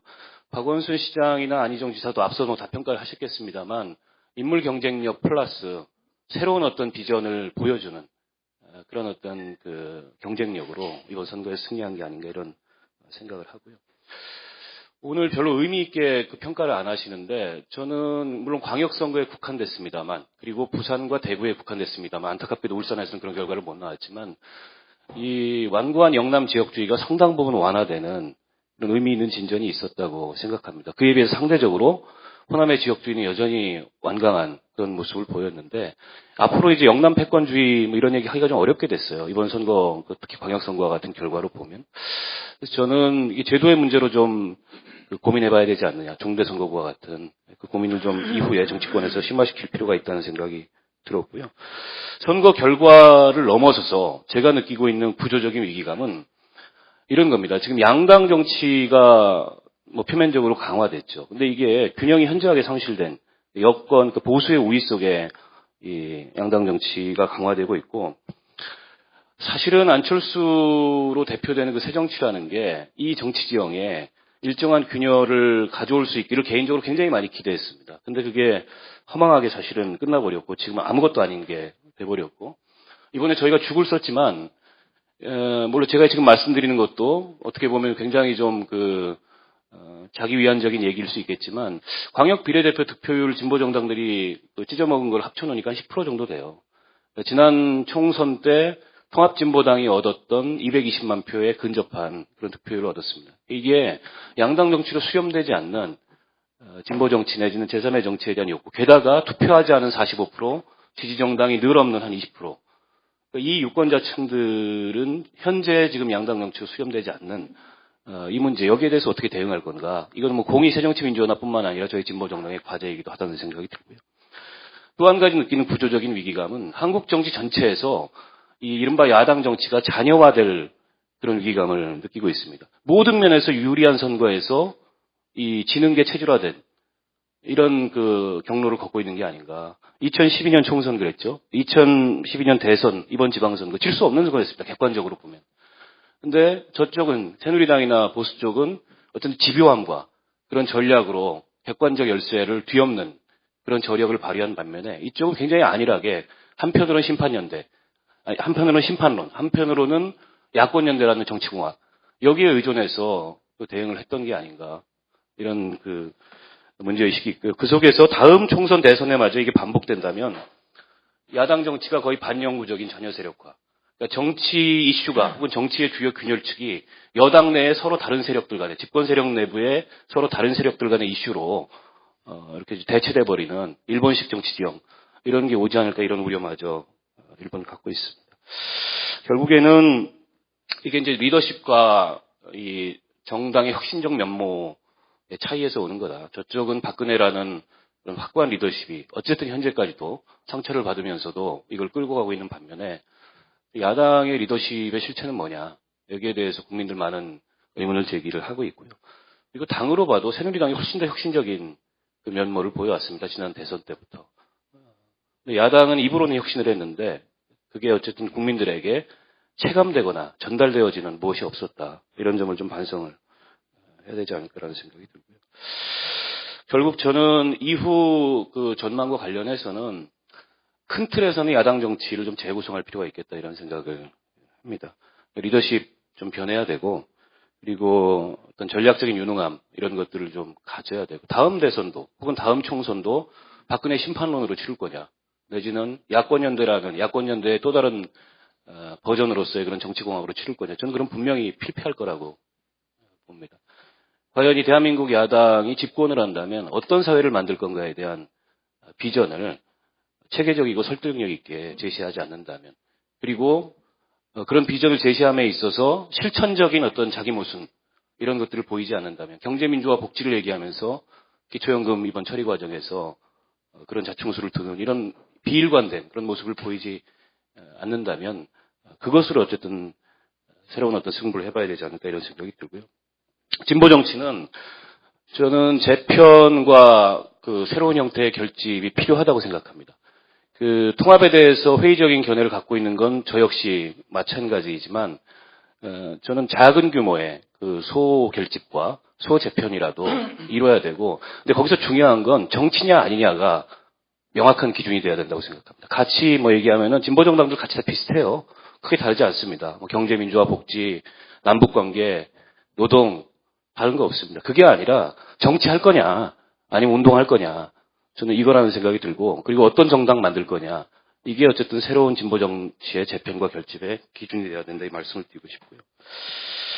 한 가지 아쉬운 점은 지난 대선 때부터, 아니 그 지난 총선 때부터죠, 이 시민사회 내지는 노동 내부의 그런 합리적인 그런 노동 정치를 고민하는 세력들의 레디컬한 그 외부로부터의 문제제기, 이런 것들이 사라졌어요. 다 들러리 되고 있다는 겁니다. 그런 게 좀 살아나지 않으면 현재 대한민국 야당이 가진 능력만으로 이게 2016년, 17년을 돌파할 수 있을까에 대해서 상당한 우려가 있습니다. 시민사회나 노동조합 이런 문제에 대해서 한번 진지하게 의견 교환을 해볼 필요가 있다는 생각이 들고요. 저는 연합정치에 대해서 부정적인 사람이 아닙니다. 야권연대도 해야 된다고 생각하는데, 근데 이게 이제 공학적인 그 주고받기 연대 이거는 뭐 서로에게 크게 득이 되지 못한다. 그리고 이미 이쪽이 너무, 저희 쪽이 너무 찌그러졌기 때문에, 야권연대의 상대가 안 될 가능성도 있는 거죠. 그렇게 되면 좀 업그레이드된 연합정치 야권연대가 필요한데, 저는 그 핵심은 제도라고 생각합니다. 제가 앞서도 말씀드렸지만, 종대선거구제라든지, 또, 정당명부 비례대표제와 같은 정치개혁의 의제들, 그리고 경제민주화와 복지와 관련된 어떤 비전, 이런 것을 가지고 야권연대해야 된다고 생각합니다. 마지막으로 드리고 싶은 말씀은 이제 저희가 뭘 할 거냐 이건데, 뭐, 객관적으로 생존의 위기에 내몰려 있는 상황이죠. 저는 제가 그 선거 끝나고 페북에 그런 글을 썼습니다. 이 통합진보당은 끝이 보이는 정당이고, 이 정의당은 정체성 없는 뜨내기 아류 정당이고, 그리고 노동당은 만년 1% 정당이고, 녹색당은 지식인들 허영심 잠깐 내려놓고 가는 정당이다. 저는 사실 이렇게 객관적으로 비춰지고 있다고 생각하고, 예전에는 이제 국민들이 이쪽에서 뭐라고 얘기하면 귀라도 좀 기울였는데, 이제는 거의 뭐, 이번 선거 때 다 체감하셨잖아요, 돌아다녀보면. 거의 무시되고 있는 이런 상황이기 때문에 심각하다 말씀을 드리고 싶고, 정의당이 이번에 그 지방공직자 수가 4분의 1로 줄었습니다. 40명 있다가 11명 됐고, 광역 그 의회 그 비례대표 득표율 보니까 3.6%더라고요. 매우 실망스러운 결과인데, 또 다른 한편으로 보면 야권연대 거품 다 거치고, 그리고 그 우리가 이제 창당한 지 한 2년 됐죠. 2년 되고 그야말로 이게 이제 우리의 맨 얼굴이고 진짜 실력을 저는 보여줬다는 생각이 들고, 여기서 출발해야 된다고 생각합니다. 그 앞서 이제 제가 진보 통합 관련해서 말씀드렸지만 분열이 원인인 건 맞는데 통합이 답이라는 것에서 저는 매우 회의적입니다. 앞서도 말씀드렸듯이 이 정치할 거냐, 운동할 거냐 이 문제 해결돼야 되고, 어떤 정당 만들 거냐 이 문제 해결하지 못하면 단지 어떤 이데올로기적인 명분을 앞세운 통합이거나 선거 앞두고서 선거 치르기 위한 통합은 하나마나하고, 저는 개인적으로 정의당은 그런 통합은 하지 말아야 된다고 생각을 하고 있습니다. 결국에는 이게 이제 새로운 진보로 평가받을 수 있는 어떤 모멘텀을 만들어야 되는데, 뭐 가치의 측면에서든 비전의 측면에서든 인물의 측면에서든 저는 핵심이 이게 쓸모 있느냐, 이 어디다 쓸 거냐 이 진보라는 물건을, 이 문제에 대한 답을 줘야 된다고 생각합니다. 쓸모가 있으면 버려지지 않는다. 이번에 저희가 11명 후보 당선됐고 또 간발의 차이로 애석하게 석패한 후보들까지 포함한다면 이 쓸모 있는 경우에는 평가를 받아요. 그런데 과연 지금까지 진보가 이 자신의 선명성 내지는 자신의 어떤 정당성, 그리고 자기 프레임 안에서 일관성, 이것만 고민했지 국민들 눈에 쓸모 있는 존재로 평가받았는가에 대해서 좀 심각한 자기 성찰과 반성이 좀 필요하다는 생각이 들고요. 결국에는 뭐 의제 비전 중요합니다. 노동복지, 또 뭐 새로운 경제체제 이 중심으로 한 우리 사회를 어떻게 가져갈 것에 대한 구상을 훨씬 더 벼려야 되고, 또 정책 노선의 완성도, 그에 기반한 생활정치 의제 이런 것들 만들어내야 됩니다. 진보가 사실 잘 나갈 때 그 잘 나가게 했던 동력은 이 비전과 의제의 선도성으로 잘 나갔던 겁니다. 근데 이 비전과 의제와 정책의 선도성이 죽는 순간 저는 진보가 죽은 거라고 생각합니다. 지금 그거 회복하는 게 굉장히 중요하다고 생각하고요. 마지막으로 드리고 싶은 말씀은 이 다음 총선 대선에서 아마 정권 교체를 명분으로 한 야권연대 등장할 겁니다. 저는 해야 되고 중요성 부정할 수 없는데, 근데 거기에 의존하는 것이 선거 전략의 핵심이 되는 그런 종속 정치는 이제 그만해야 된다. 진보 정치는 진보 정치의 경로가 있고 문법이 있다는 생각이 들고, 저는 그 핵심은 이 작지만 강하고 품질 좋은 그런 정당을 만드는 거라고 생각합니다. 이상입니다. 네, 박원석 의원의 언어에 제가 넘어가가지고 중간에 끊지 못했어요. 결국에는 마지막으로 이래가지고 마지막으로 기다렸더니 결국에 넘어가지고 그 팔은 약간 안으로 굽는다고 약간 시간을 더 할애해드렸고요. 이후 진행은 15분에서 한 20분 남았는데 김민웅 교수께서 한 2분 정도 아까 못하신 얘기가 있다고 해서 말씀 기회 드리고, 플로어 토론 한 다음에 아까 발표자인 정상훈 교수 답변하고 앉아 계신 토론자분들 중에도 하실 얘기 있으면 하는 걸로 해서 15분에서 20분 정도를 이후에 진행하도록 하겠습니다. 아까 못했던 얘기를 하려는 게 아니고 들으면서 생각한 얘기를 드리고 싶고, 그러니까 따끔하게 한마디를 굳이 드리자면 10분 주어졌으면 10분 해야 합니다. 넘어가면 안 된다고 저는 생각해요. 이것도 진보 세력의 능력이 전 돼야 된다고 여겨져요. 말씀 열심히 하셨는데 죄송합니다. 그렇게 비판을 한 것 같아서. 근데 저는 굉장히 중요하다고 생각을 해요. 지금 가장 중요한 것은 아까도 말씀드렸다시피 우리가 생각할 때 바람직하지 않은 평형 상태를 깨트리는 방법이 뭔가가 더 중요한 것 같아요. 거기서부터 시작하지 않으면 그 다음 단계의 대안을 마련하는 것은 굉장히 어렵다고 봅니다. 일종의 정치적 폭탄을 만들어낼 수 있겠는가? 이 말이 굉장히 폭력적으로 들릴 수 있겠지만 그러나 그럼에도 불구하고 소수로 놓여있는 상태에서 할 수 있는 것은 도대체 뭘까 했을 때에 이와 같은 평형 상태에 균열을 내는 것은 소수가 할 수 있다고 저는 봅니다. 거기서부터 소용돌이가 이루어지고 화제가 되고 그리고는 주목되는 그러한 노력을 저는 굉장히 진하게 해야 된다고 보는 것이고요. 둘째는 예를 들자면 지난번에 그 참사 현장에 왜 안 갔을까? 전 굉장히 의아해요. 당시의 문제는 이게 정치적으로 뭔가 비춰진다라고 하는 하여튼 무거운 분위기 때문에 꼼짝 못하고 있는 걸로 생각을 하는데 그것도 저는 문제라고 봐요. 바로 거기가 정치 현장이죠. 가서 아파하고 자원봉사하고 그렇게 해서 말없이 뭔가 하는 그런 모습만 보였어도 사람들은 많은 생각을 할 거예요. 처음엔 물론 논란이 있었겠죠. 그러나 그것도 돌파를 해야 되는 거죠. 그래서 그런 걸 보면은 굉장히 안타깝다.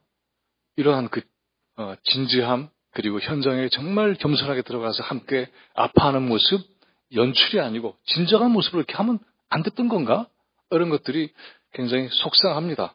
그리고 한 번 더 강조하자면은 정말 집요해질 필요가 있다라고 저는 생각을 합니다.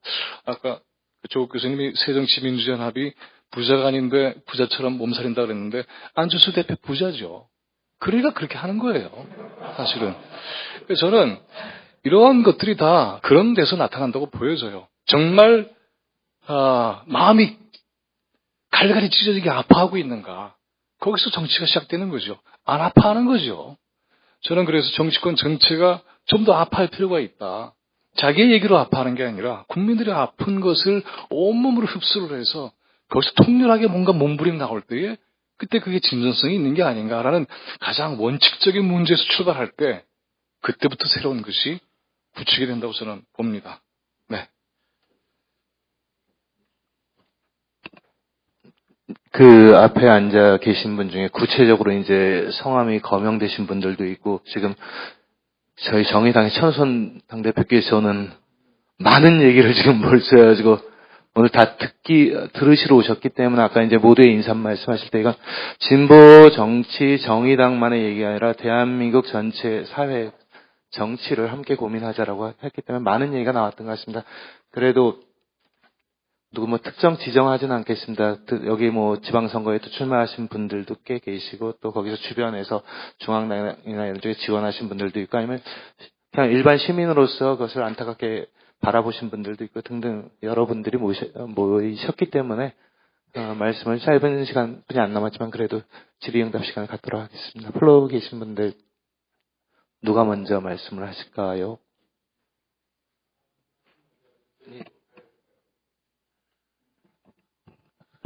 하시는 일하고 성함을 좀 말씀해 주시고요. 저는 대구대학에 있습니다. 그런데 장애인 운동을 하고 있고요. 보통 진보 교육감 압승 행태에 대해서 말이죠. 진보 쪽에서 제가 좀 착각을 한다는 생각에 좀 조심스러워 하는 말씀인데, 사실은 거기에 표를 주신 분들은 소위 진보 쪽에 있는 의식이 있는 표들이 아니다고 저는 보고 있거든요. 예를 들어, 이번에 경향신문에서 나왔지만은, 박근혜 지지하는 아줌마들, 소위 앵그리맨들이 다 돌았단 말이죠. 그렇기 때문에 이거는 어떻게 보면은 우리한테 굉장히 도전이 되고 시험기간이라 봅니다. 그걸 그냥 자족해가지고, 진보 쪽에 지지를 얻었다는 마음으로 잘 차면은 큰 코 다친다고 저는 보기 때문에, 그러면 그 사람들이 왜 진보 교육감에게 투표를 줬는지, 어떻게 보면은 굉장히 이기적인 어떤 그런 마음, 자기 자식을 참가장 중심으로 여기는 그런 희생자들, 그런 마음을 우리가 진보 쪽에서 이해를 못하면은 앞으로도 계속 우리끼리 논다는 어떤 그렇게 빠질 위험이 많다고 봅니다. 그 서민들의 어떤 정말 우리가 나쁘게 보면은 박근혜 유치하다 이런 표현을 하지만은 사실은 그게 먹혀 들어가는 그 서민들의 그 이기적이다, 자기중심적인 그 마음을 우리가 캐치를 못 한다면은 진보는 계속 자기들끼리만 계속 소수로 머물고 크게 확장을 못하고 그러면 집권이 안 되는 거죠. 그래 되면은 그럴 수 있다는 걸 말씀드리겠습니다. 예. 예, 고맙습니다. 그 질문은 아니신 거고요. 예. 같이 함께 고민해 봐야 될 그런 얘기를 해주신 것 같습니다. 예, 다른 분들.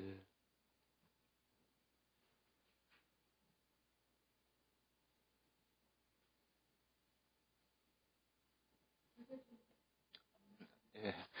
은수미 의원이 갑자기 옆에서 이렇게 말씀하시니까 지금.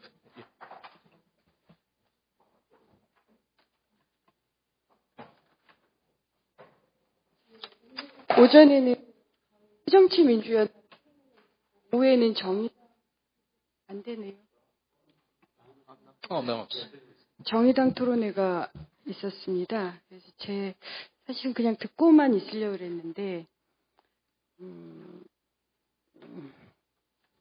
좀 안이하다라는 느낌이 들어서, 아니, 모든 발제나 토론이 그렇다는 게 아니라요. 저는 이번 6.4 지방선거 결과가 말하는 것은 아주 뚜렷하다. 앞으로 총선과 대선에서 야권은 진다. 진다 정도가 아니라 실패가 구조화되어 있다라는 걸 드러낸 것이 이번 6.4 지방선거. 그러니까 웬만하게 어떻게 해서는 이 구조를, 이것이 구조이기 때문에 엎어질 가능성이 없다라는 겁니다. 그 이유가 여러 가지가 있습니다. 제가 2004년부터 현재까지 5개의 선거를 분석을 했고, 그래서 새누리는 득표율이 35%에서 47% 단 한 번도 빠진 적 없이 득표율이 올랐습니다. 그리고 그 과정이 신보수연합을 만들어가는 과정이었습니다. 아주 단단합니다. 반면에 야권은 특히 이제 우리 당만 얘기를 하면 약 38%에서 이번에 40% 정도로 변화가 없습니다. 야권 전체의 지지율은 물론 떨어졌습니다. 득표율은 물론 떨어졌습니다. 그러면서도 항상 이 보수연합에 대해서 과소평가를 합니다. 그들의 네거티브나 그들이 나쁜 놈이라는 이유로. 그러면 나쁜 놈한테 시민의 운명을 맡기는 이 무능력한 사람은 아마 더 악마일 텐데, 언제나 저는 과소평가를 하고 있다, 상대에 대해서. 이런 생각을 하고 있습니다. 저희 당. 그다음에 세 번째, 후보의 선전은 저는 완전히 양날의 칼이었다라고 생각합니다. 왜냐하면 후보와 정당이 괴리되었습니다. 이 괴리 정도가 점점 더 심해질 가능성도 있습니다. 제가 후보의 득표율을 여야를 비교를 해보면 이 해당 지역의 당 득표율을 상회하는 정도가, 광역자치단체장 17명인데요. 새정치민주연합 17명 중 13명이 당 득표율을 상회했습니다. 그리고 그것이 평균값이 10.6% 정도 됩니다. 반면에 새누리당은 상회하는 후보가 17명 중에 8명밖에 없었고, 심지어 당선자 중에 2명은 아예 당 지지율의 12.1%가 마이너스인 경우도 있습니다. 그리고 그 평균값이 한 5% 정도 됩니다. 즉, 새정치민주연합 후보는 후보의 개별 득표 능력이 2배입니다. 2배이고, 그래서 그분들은 대체적으로 어떤 선거를 많이 하셨냐면 정당의 이름을 지우는 선거를 굉장히 많이 하셨습니다. 오지 말아달라. 혹은 정강정책과 다른, 혹은 뭐 이런 방식으로. 이렇게, 그건 이제 광역자치단체장이기 때문에 할 수 있는 방식이긴 했습니다만, 어쨌든 이것이 정당의 지지율로는 절대로 가지 않았습니다. 왜냐하면 그것이 밑바닥에 다 무너지는 것에서도 확연히 드러납니다. 하여튼 이러저러한 이유 때문에 저는 이번 6.4 지방선거의 결과가 승패, 야당이 패배했다, 이게 중요한 게 아니라 총선과 대선에서 질 거다. 아예 그게 구조화된 것이 드러났다. 그러면 이 구조를 어떻게 깰 건가? 이게 저희 고민입니다, 사실은. 이 구조를 어떻게 깨는데 야권연대가 필요하면 그것이 핵심이면 야권연대를 할 거고, 아니면 안 합니다. 야권연대가 지상 목표가 아니잖아요. 저의 개인적인 느낌은 이러한 말도 안 되는 나쁜 집단에게 시민의 생명을 맡긴, 도대체 나는, 이건 내가 왜 이 자리 정치를 하는가라는. 그러니까 이건 바꿔야 되는데, 이 바꿀 방법이 뭔가. 제가 오늘까지만 이제 토론회에서 여러분들을 그러니까 이야기를 듣고자 하는 건, 그 방법이 뭘까를 6.4 지방선거가 끝난 그날부터 지금까지 계속 생각을 하고 있는데 별로 아이디어가 없습니다. 근데 계속 계속은 아니지만 일부 나오는 얘기에서 뭐 야권연대라든가 이런 얘기가 저로서는 그러니까 그리고 뭐 예를 들어 심지어는 저도 그런 얘기를 했는데 리더십을 바꿔야 된다. 근데 그 정도도 저는 아니하다라는 생각이 듭니다. 김한길 안철수 바꿔가지고 총선과 대선에서 이기냐. 그걸 넘어서서 이 새누리당과 박근혜로 만들어지는 그리고 새누리당이 매번 정당 정치와 조직 선거란 겁니다. 우리는 후보 선거를 한 거예요. 그래서 국민은 한편으로 후보를 선택하고 한편은 새누리당을 선택을 했습니다. 저는 그렇게 판단해요. 그럼 이 구조를 어떻게 깰 거냐, 그리고 그런 리더십을 어떻게 만들 거냐는 김한길 안철수 정도의 문제가 아니라고 저는 생각을 하는데, 제가 이렇게 이제 깝깝한 건, 이게 저는 저 나름대로 뭐 단순한 기술 통계를 가지고 분석을 끝냈습니다만, 아니 안 또 모르는 거죠. 그래서 저는 이제 개인적으로 제가 더 좋은 미래의 회원입니다만, 저희 당의 전 더 좋은 미래가 그 대안을 아주 시급하게 만들어내지 못한다면 당내의 이 개혁적 그룹으로서 있을 의미가 없다고 생각합니다. 그런 점에서 저는 제가 굉장히 존경하는 이인영 의원님도 그 부분에 있어서 책임을 지고, 물론 저도 마찬가지입니다만 해야 됩니다. 그렇지 않으면 저는 더 좋은 미래가 해체되는 게 마땅하다는 생각이 들 정도로 전 이번 6.4 지방선거 결과는 굉장히 부끄럽고 굉장히 참담합니다. 저 개인으로는. 그리고 어쨌든 그렇습니다. 잠깐 하나만 얘기 드리자면, 저는 그래서 리더십을 바꿔서 되느냐가 아니라 전 그것도 시작이라고 봐요. 그것도 안 하고 딴 걸 어떻게 해요? 그리고 저는 진보정당의 다른 정당에서도 정치 야권의 정치적 전투를 떨어뜨리고 있는 사람들에 대한 치열한 비판점이 있어야 된다고 봐요. 그것부터 시작을 해야죠. 근데 그것만 갖고 되겠어?는 아니죠, 물론. 당연히. 그러나 그것이라도 해내는 것에서부터 저는 실마리가 풀린다고 봐요. 예, 갑자기 은수미 의원께서 이제 평상시에 갖고 있었던 의정활동 지금 은수미 의원께서 2년 하신 거죠? 예. 예. 그 운동가의 길에서 학사의 길로 걸으시다가 이제 정치인의 길을 걸으시면서 많이 고민하시는 그런 내용을 해주신 것 같고, 저희도 뭐 사실은 같이 고민해야 될 그런 거일 것 같고요. 고민을 함께 나눈다는 차원에서 지금 앞에 앉아 계신 당의 지도부 중에서도 한 분께서 좀 답변하시고 그 다음에 다시 정상호 교수 쪽으로 마이크를 넘기겠습니다.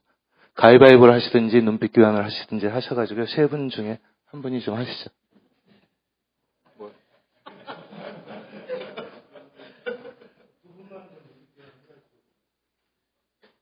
아니, 저는 답변은 뭐 우리 당 대표가 계시니까 대표께서 하시고요.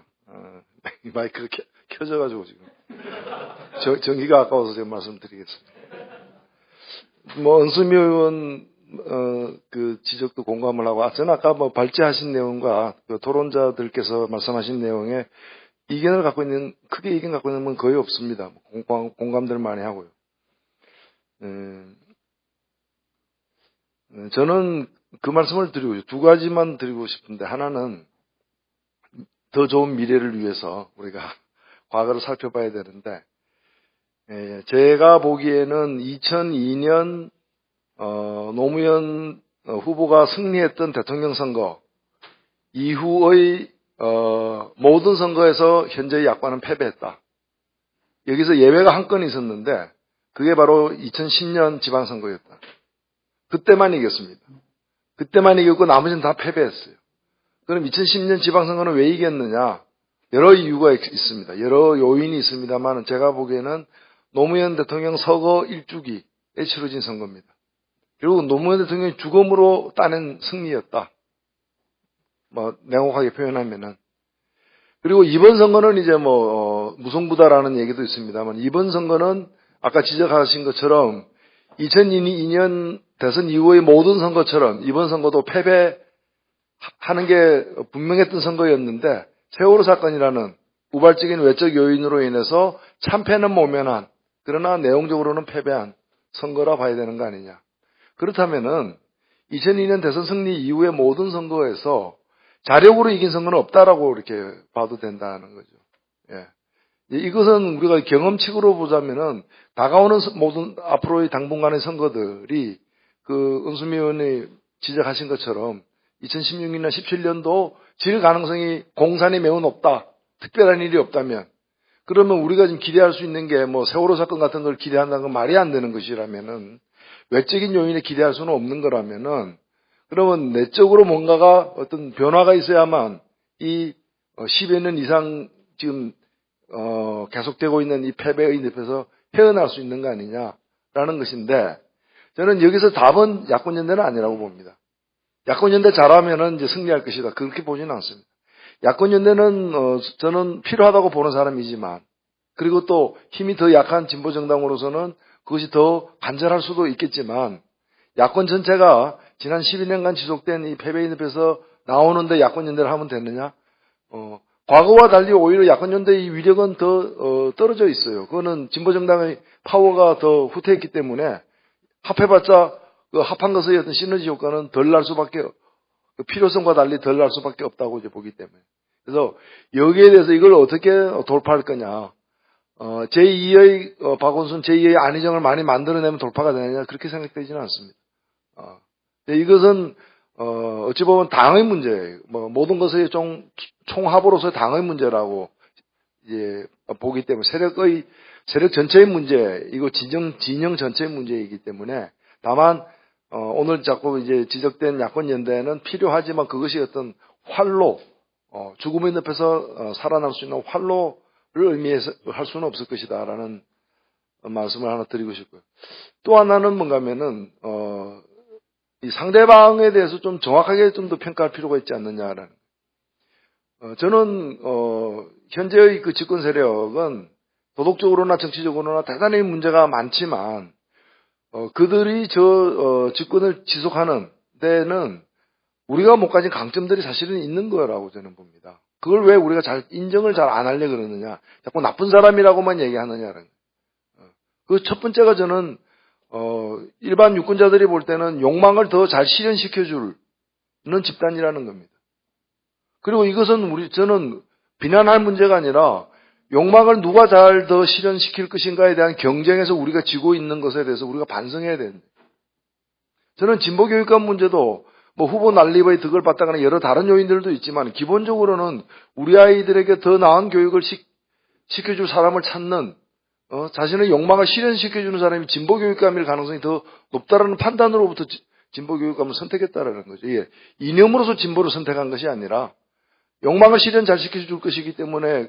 근데 저는 일반적으로 특히 진보정당, 더 나아가서는 현재의 새정치민주연합까지도 포함해서 이런 욕망을 실현시키는 데 대해서는 마치 그것이 좀 피해가야 될 어떤 그런 일인 양 여기는 측면이 많지 않느냐. 파퓰리즘이라 이렇게. 솔직히 토지를 농민에게라는 구호는 누구의 구호였습니까? 혁명이 일어나면은 저 세력이 집권하면 토지를 가질지 모른다라는 평생 토지 한번 안 가져본 사람에게 토지를 가질지 모른다는 그런 욕망을 건드린 건 누구였어요? 저는 그래서 사실은 어떤 고귀한 이상을 실현한다는 것도 중요하지만은 선거와 같은 현장에서는 욕망을 실현시켜줄 어떤 능력과 비전과 그 가능성을 누가 더 갖고 있느냐에 대한 경쟁이고 그 경쟁에서 우리는 계속 지고 있다. 지금도 그렇지 않습니까? 100만 원 이번 선거에서 드러난 거는 100만 원 이하 소득자는 거의 다 새누리당 찍었다는 거 아닙니까? 이거 바꾸지 않고서 우리가 계속해서 지적으로 대단히 의식이 높은 사람들의 지지만 가지고 뭘 이루어낼 수 있겠느냐 하는 점에서 저는 근간에 우리의 전략이 진보정당도 그렇고 또는 새정치민주연합도 그렇고 쟤들은 나쁜 놈입니다. 찍지 마세요. 얼마나 나쁜 놈인지 아십니까? 주로 그런데 에너지를 다 소비했다는 거죠. 너희는 뭘 해줄 건데? 라는 질문에는 제대로 답을 힘있게 못 해오지 않았는가. 그런 말씀을 반성 삼아서 드립니다. 아까 후원회장인 조국 교수께서 730 재보선에 못됐게 나가야 된다는 거에 대한 답변은 그냥 없는 걸로 갈까요? 어떻게? 너무 진지한 분위기래가지고 뭐 또 언어의 마술사께서 이제 한마디 하시면 약간 그래야 마무리가 될 것 같아가지고요. 예. 예, 어떻게 사는 게 못된 것인가를 당가 논의하겠습니다. 그 서호선 대표님 그 접수해 주십시오. 당가 논의하겠다고 그러셨습니다. 아 예. 제가 원래 시간은 참 잘 지키려고 그러는데 20분에 늦어도 끝내려고 했는데 뭐 이야기가 우리 은수미 의원께서 대단히 중요하면서 무거운 질문을 저희들에게 던졌기 때문에 일단 정상호 교수께서 발표자로서 3분 정도 쓰시고요. 그 토론자분들 중에서 시간 못다한 한마디 있으신 분들에게는 1분 김인철 교수부터 쭉 한 번씩 없으면 그냥 이렇게 토스해서 넘기면 되십니다. 예. 네, 뭐 큰 이견들은 없었던 것 같습니다. 그래서 이견이 없다라는 것이 문제의식이나 고민의 지점이 낮거나 이런 건 아닌 것 같습니다. 좀 아까 오늘 이제 어법 중에서 착한 것과 나쁜 것의 의미들이 전치되는 것 우리가 좀 봤는데요. 좀 집요하게 오늘 나왔던 얘기도 좀 집요하게 좀 세련시키다 이런 얘기들이고요. 아까 조현현 선생님이 왜 옛날에는 그 자유노동 시민연대라는 것들을 했는데 이번 분석에서 이런 게 빠졌냐 이런 얘기를 하셨는데요. 저는 분당구조 한국이라는 나라에서 이 연합이나 연대 이 가치라는 거는 대단히 소중하다. 그리고 이길 수 있는 방법이다라고 저는 생각을 합니다. 그러나 2015년, 2016년까지가 선거가 없는 유일한 해입니다. 연대나 연합의 정치보다도 지금 주력을 해야 될 것은 그것이 자유주의 정당이든 노동이든 일종의 혁신이나 자기 정립에 지금 더 큰 과제가 놓여 있다. 그래서 올해서부터는 좀 이거를 먼저 해결해야 된다 이 생각이고요. 이번 선거 결과에서 제일 제가 개인적으로나 가치의 측면에서 아쉬웠던 점은 녹색당이었습니다. 한국 사회가 이 정도 이제 받아들일 때가 됐다라는 생각을 했는데 개인적으로 하승수 씨하고의 그 관계가 아니라 그런데 너무 힘든 길을 가고 있다. 그 중에 하나는 제도나 구조의 역할에 대해서 간과하는 것은 거대 정당들은 그렇게 이야기할 수 있지만 소수 정당들은 필사적으로 싸워야 됩니다. 이 제도의 문제를. 저는 유럽에서 정당명부 비례대표제의 관철 없이 녹색당이 성공적으로 진입한 사례를 잘 알고 있지 못합니다. 새누리당은 그렇게 이야기할 수 있지만 언제까지 제도 탓만 할 것이냐. 소수 정당은 저는 그래서는 안 된다고 생각합니다. 세 번째 아까 노회찬 의원께서 굉장히 중요한 걸 잘 짚으셨는데 그 중에 하나가 정당의 문제입니다. 한국 사회에서 리더십으로 성공적으로 가는 몇 가지 경로들이 있습니다. 그러니까 안희정이나 서울시장, 박원순이나 이명박 대통령은 서울시장이라는 업적을 중심으로 그런 지도자의 반열에 갔고요. 어떤 사람들은 그 사회의 중심적인 의제, 아까 얘기했던 DJ의 남북 문제라든지 노무현 대통령의 지역주의 청산 같은 것들이 그렇습니다. 그런데 박근혜는 뭐냐? 저는 정당의 리더십의 재구조화에 성공했다고 생각합니다. 천막 당사서부터.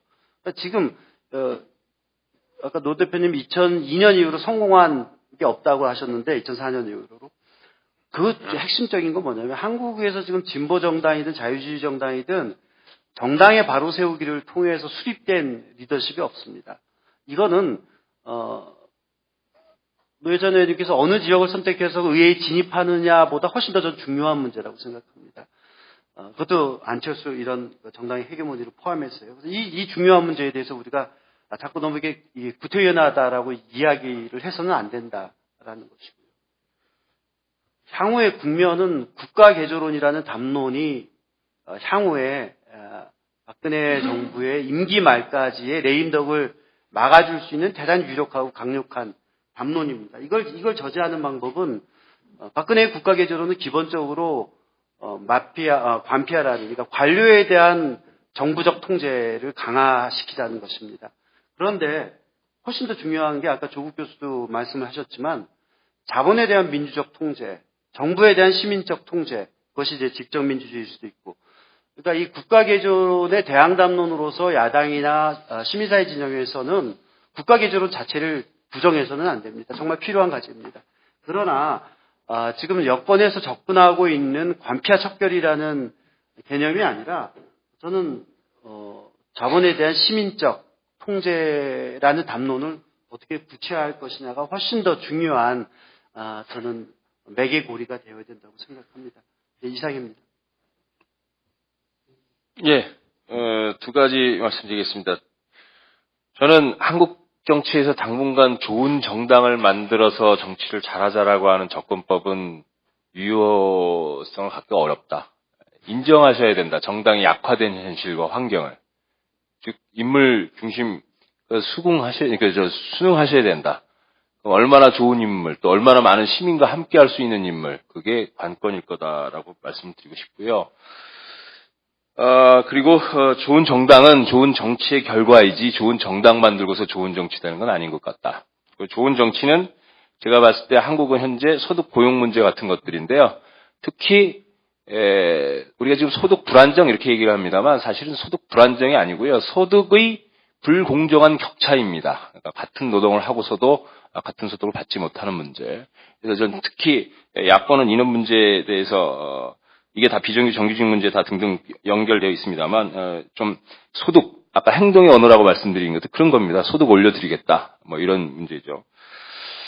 그게 또 평등이고 공평이고 정의이고요. 그러니까 너무 추상적인 용어들 정의 친경제 새정치 이런 부분들 진보 노동 이런 부분으로 다가가지 않았으면 좋겠다고요. 야권 연대와 끝으로 말씀드리면 야권 연대 문제 잠깐 이야기됐었는데 연대 이전에 제가 아까 좀 같이 모여서 법야 경제민주화 이렇게 실천하자라고 했던 것은 연대라기보다는 협력이 먼저다. 그러니까 연대 어떤 같이 당을 만들 건지 아닐지 등등 이전에 우선 소득 이런 문제와 관련해서 협력을 하는 단위들을 시민과 함께 만들어내야 된다. 그래서 당 내부의 각자의 정치, 정당 강조하고 자기 혁신하겠다라고 하면서 내부 정치로 쏠려 들어가지 말고 좀 시민과 각자 안에 국민 접촉면 넓히는 그 행보가 굉장히 필요할 것이다라고 생각합니다. 이상입니다. 노회찬 대표께서 아까 얘기했던 욕망을 채운 정치에 대한 진심은 저도 충분히 받아들여 이해를 하는데 하나 좀 말씀을 드리고 싶은 거는 그 용어보다는 사실은 기득권에서 박탈된 그런 당에 주어져야 될 절실한 필요를 채우는 정치 이렇게 나갔으면 좋겠다는 생각이 들고요. 그다음에 오늘 이렇게 모인 자리가 저는 굉장히 소중하다고 생각을 해요. 그래서 아까 은수미 의원이 앞날에 대한 절박한 마음을 드러내 주셨는데 그와 함께 패배주의가 아니라 이렇게 보면 정말 감사하고 그래도 힘이 나는구나 이런 마음을 안고 헤어졌으면 좋겠습니다.